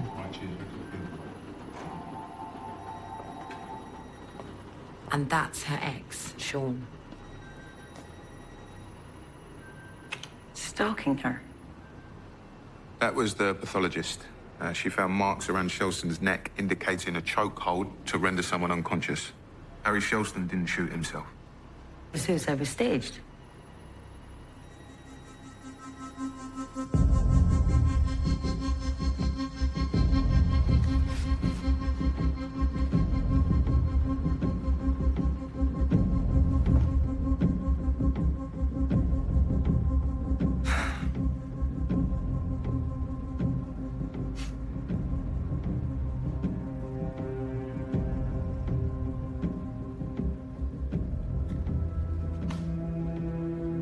So what happened after that, Sean?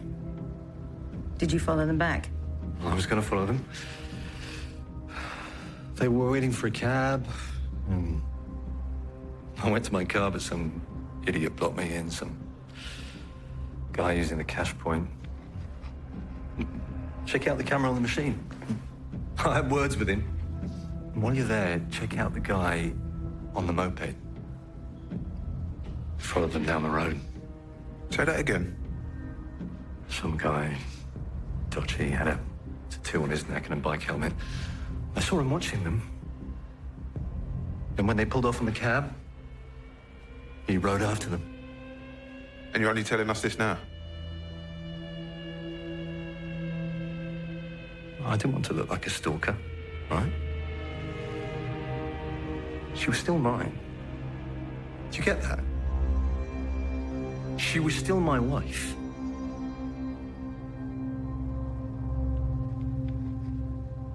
This guy matches the description that Sean gave us. So we're ruling out the ex-husband? Yeah, the cash point CCTV showed Sean kicking off at the guy who boxed him in for a good 10 minutes. So it's looking unlikely that he followed Jenny to Shelston's house. Which leads us with this moped guy. Why was he tailing him? We've had a hit on Crimmins. The tattoo was a winner. Lee Matthews, 27. Arrest for drug possession, 1 count for burglary. Get the current address. Get him in.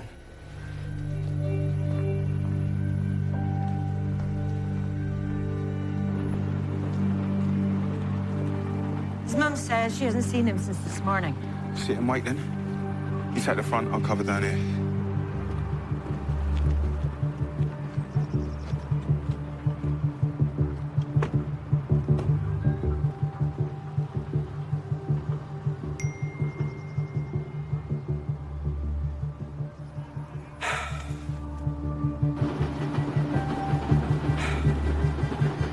I'm guessing that's not your friend with the problem.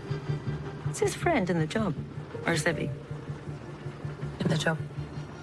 She worried she might have broken the rules. Who? She got friendly with someone connected with the case. Sexual friendly? No. We've just been hanging out. Only now she's thinking it might come out and she's wondering if she should come clean to her boss about it. No, she should cut this friend loose before anyone finds out about it. Protect herself and her career. She's tried, it's complicated. Yeah, well, she should try again to uncomplicate it. Here he is.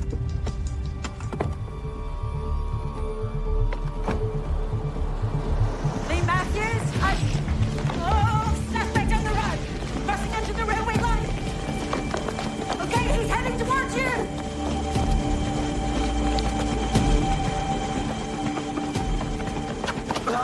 Get off me! Lee Matthews, I'm arresting you on suspicion of murder. You do not have to say anything, but it may harm your defence if you do not mention when questioned something which you later rely in court. I ain't done nothing. Oh, is that right? Maybe give it I haven't done anything. Understand? Okay, then let's see, shall we?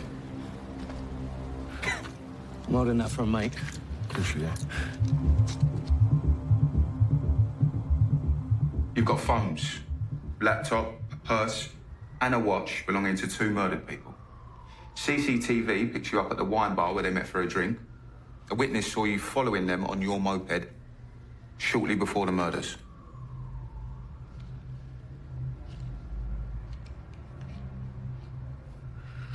I saw the posh bloke and the lady coming out of the wine bar. Or you just happened to see them? I wait around outside. Try and find a couple who look like they got a few quid. I clock them because of his watch. Follow them home. Wait for the light to go on upstairs, and then when they're at it, I'll run in, take their stuff, and then leave. Houses like that, you need people to be in. Not because the alarm's not activated. I usually wait around for a bit, you know, really let them get going. But 10 minutes later, he was back down. And then he comes out through the front door carrying her, like she was unconscious or out of it or whatever. You didn't think that seemed strange? Well, it's not like he'd rolled her up in a carpet and put her in the boot of the car. She was dressed. I just thought she'd taken something. For all I knew, he was taking her to the hospital. That's when I noticed he'd left the front door open. So I went in and I helped myself. Did you go upstairs? No. I found enough downstairs. And I didn't know when he'd be back, so I ran off. And that's it. Put your face away. You asked me what happened, I'm telling you. The little git's lying through his teeth. I've been through Harry's laptop. Come on. UK real porn. It hosts videos of couples covertly filmed having sex for the peeping Tom market. So Shelton likes watching this stuff, and? You know, you said the bedroom felt impersonal, and there were a couple of smoke detectors. I'm pretty sure there were hidden cameras in them.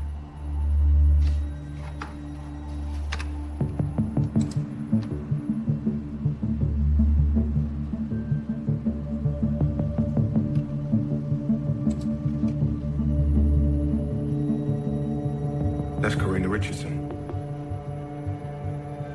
Let's have another word with her.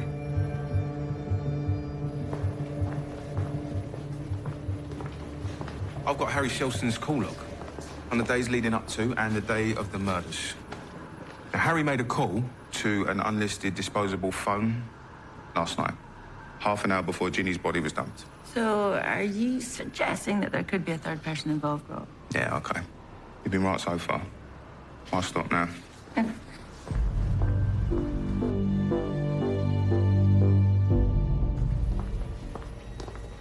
What have you found out about Alex Barker? Barker told us that he'd met Harry at boarding school, so Billy checked the school records. No record of an Alex Barker at Julian College at the same time as Harry, but I did find an Alexei Bakuri. Alexei Bakuri was found guilty 5 years ago of a minor drugs possession charge.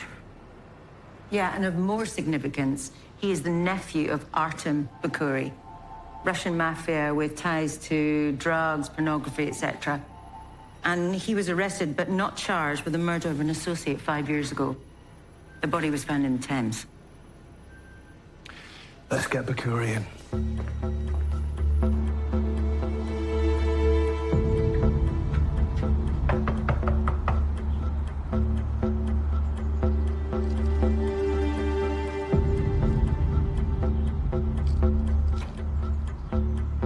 Alex Barker, also known as Alexei Bakuri. I'm Detective Sergeant Vivian Cole, and you've already met my colleague, Rob Brady. We're arresting you on suspicion of the murder of Harry Shelston. We've also got a warrant to search your flat. I'm going to caution you inside. Let's go.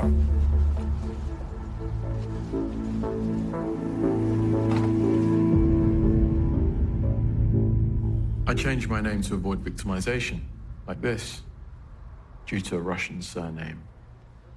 You mean having the same surname as a convicted mob murderer? I think my uncle was targeted because of certain cultural stereotypes. But I'm sure we'll agree to differ on that.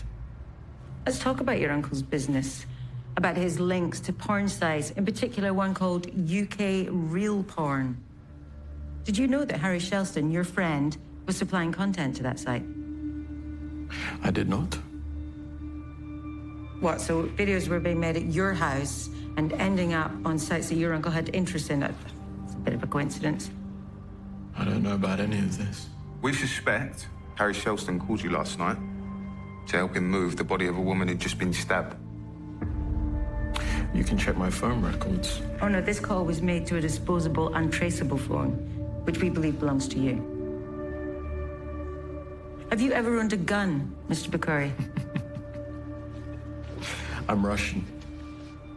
My uncle was unfairly accused. I must be some kind of gangster. I'm a property developer, and I've never owned a gun. Anything from the search on Bakuri's house? Phone and computer's clean. No sign of the memory stick from the camera. We're examining clothes for any gunshot residue, but the wardrobe's pretty extensive, so it's gonna take some time. Okay, so we've got nothing. Karina Richardson's on her way in for interview.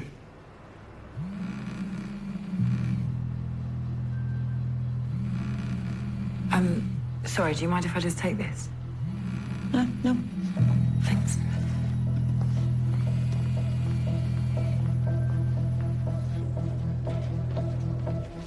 Why haven't you called me back? I need to see you. Tonight?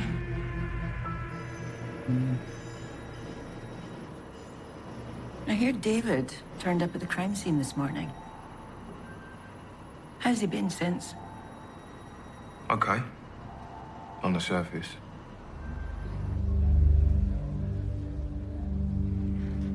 Karina, these videos weren't made for personal use. Harry was supplying them to a porn website for cash. I don't believe that. I don't believe Harry would do that.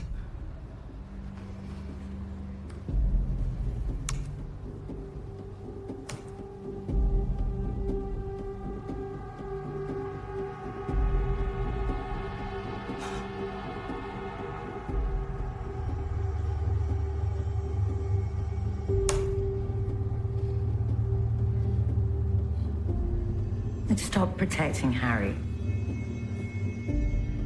Tell us what happened on your last date. Take your time.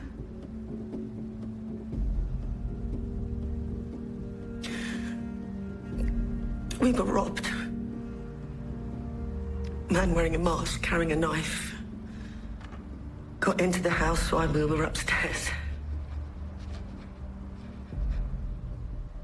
Then what happened? He made me hand over my handbag and my jewelry. Harry had to hand over his wallet and his watch. And then...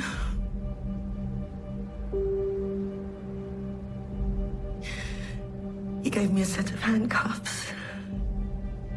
He got me to cuff Harry to the bed. And he told me to do things to Harry. Sexual things. I was so scared.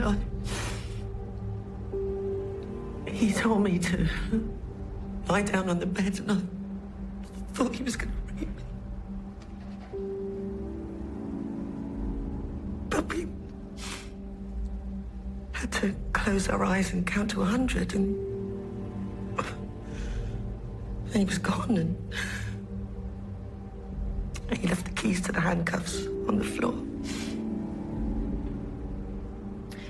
The man with the knife wore a mask. Is there anything else you remember? The mask was itching him. He kept scratching his neck, and there was a tattoo there. We found your number in the contacts list on Harry Shelston's phone.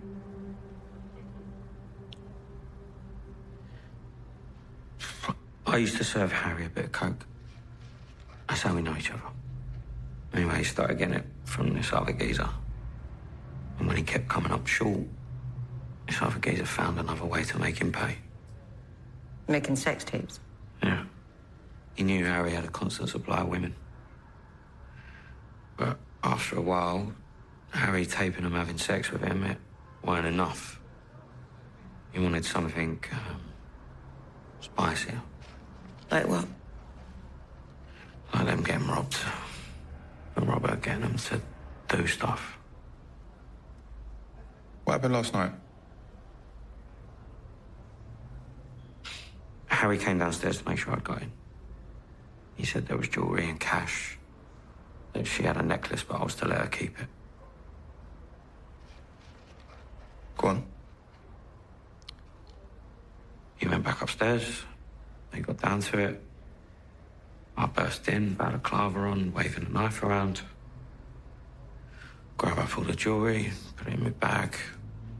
And Harry offers up his watch so that she gets to keep her necklace. And then I tell her to cuff him to the bed. And you're still holding the knife?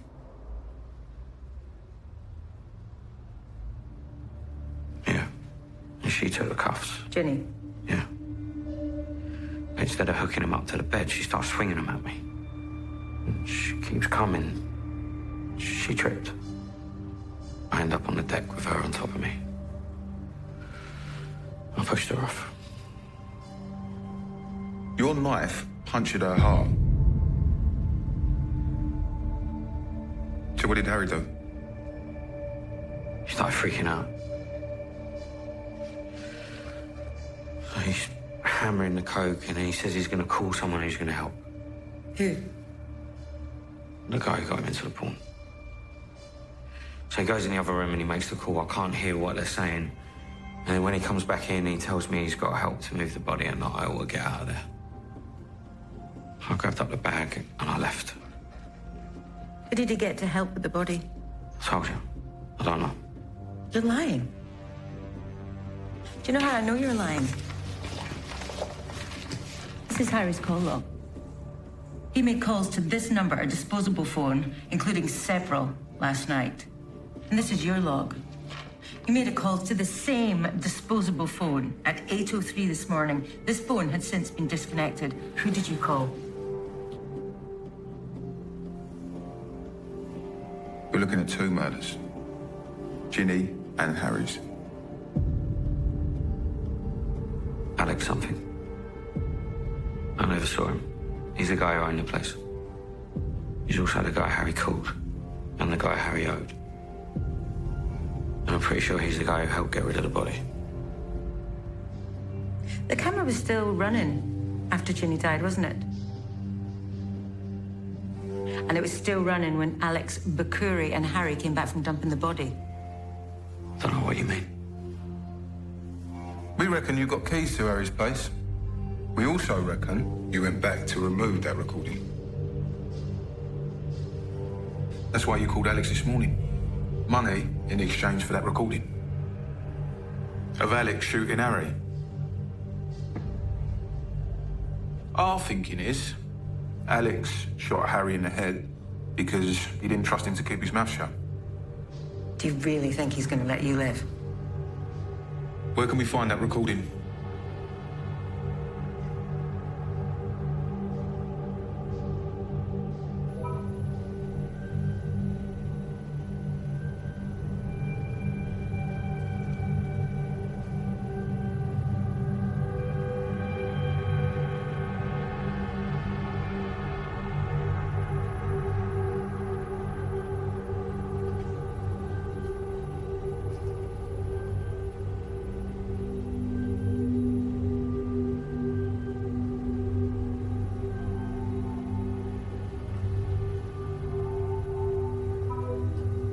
She couldn't take being threatened again.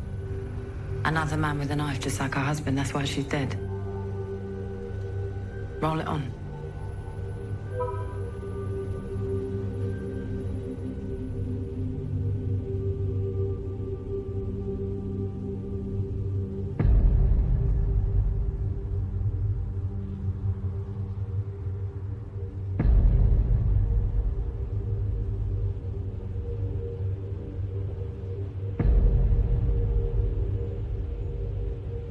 Doesn't prove I killed him. The gunshot residue we found on your jacket will, though.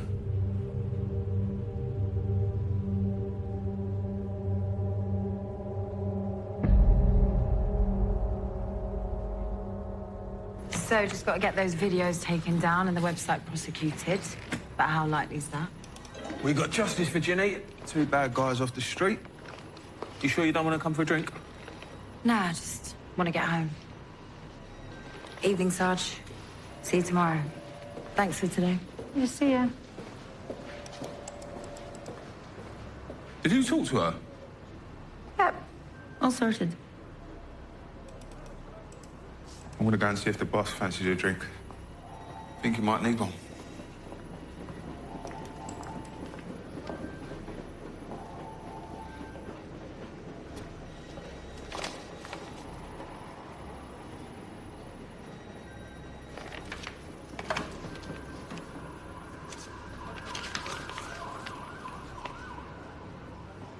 Yeah, this is Detective Sergeant Vivian Cole. I've got the flyer for the possible witness in the misfire. Yeah, I've been told you were looking into getting a more identifiable image. Yeah, that's great. Okay, cheers. Thanks.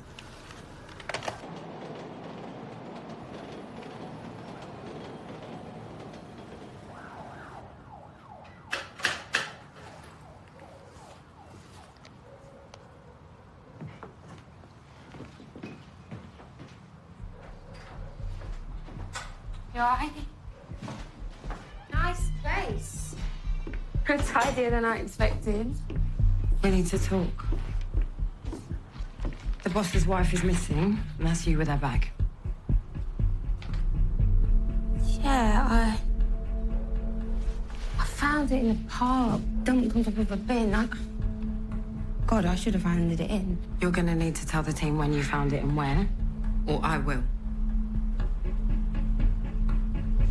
Sure, I'll tell them, obviously. That's what you think.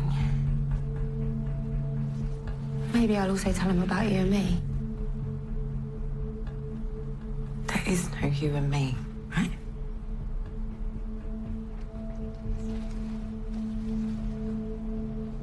Look, if the situation running... Yeah, I get it. Get it. I'm sorry. I understand. I do, because it's your job, and I just like that we were mates. I did too. Well, how about one last drink then?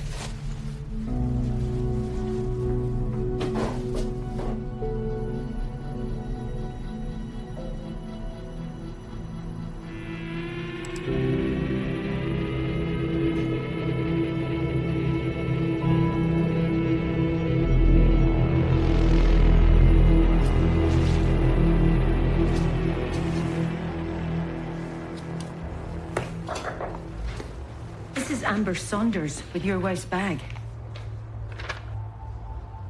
Who's Amber Saunders?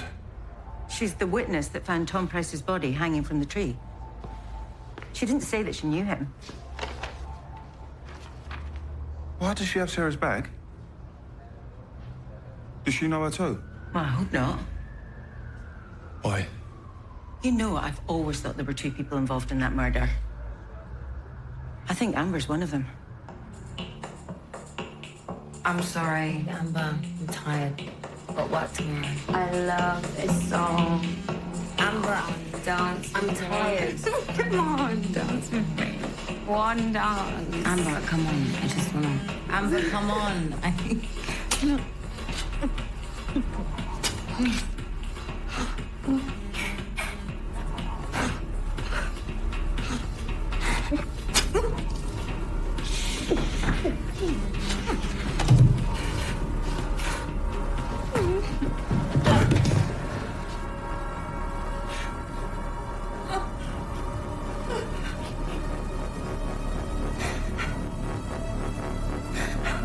Fine.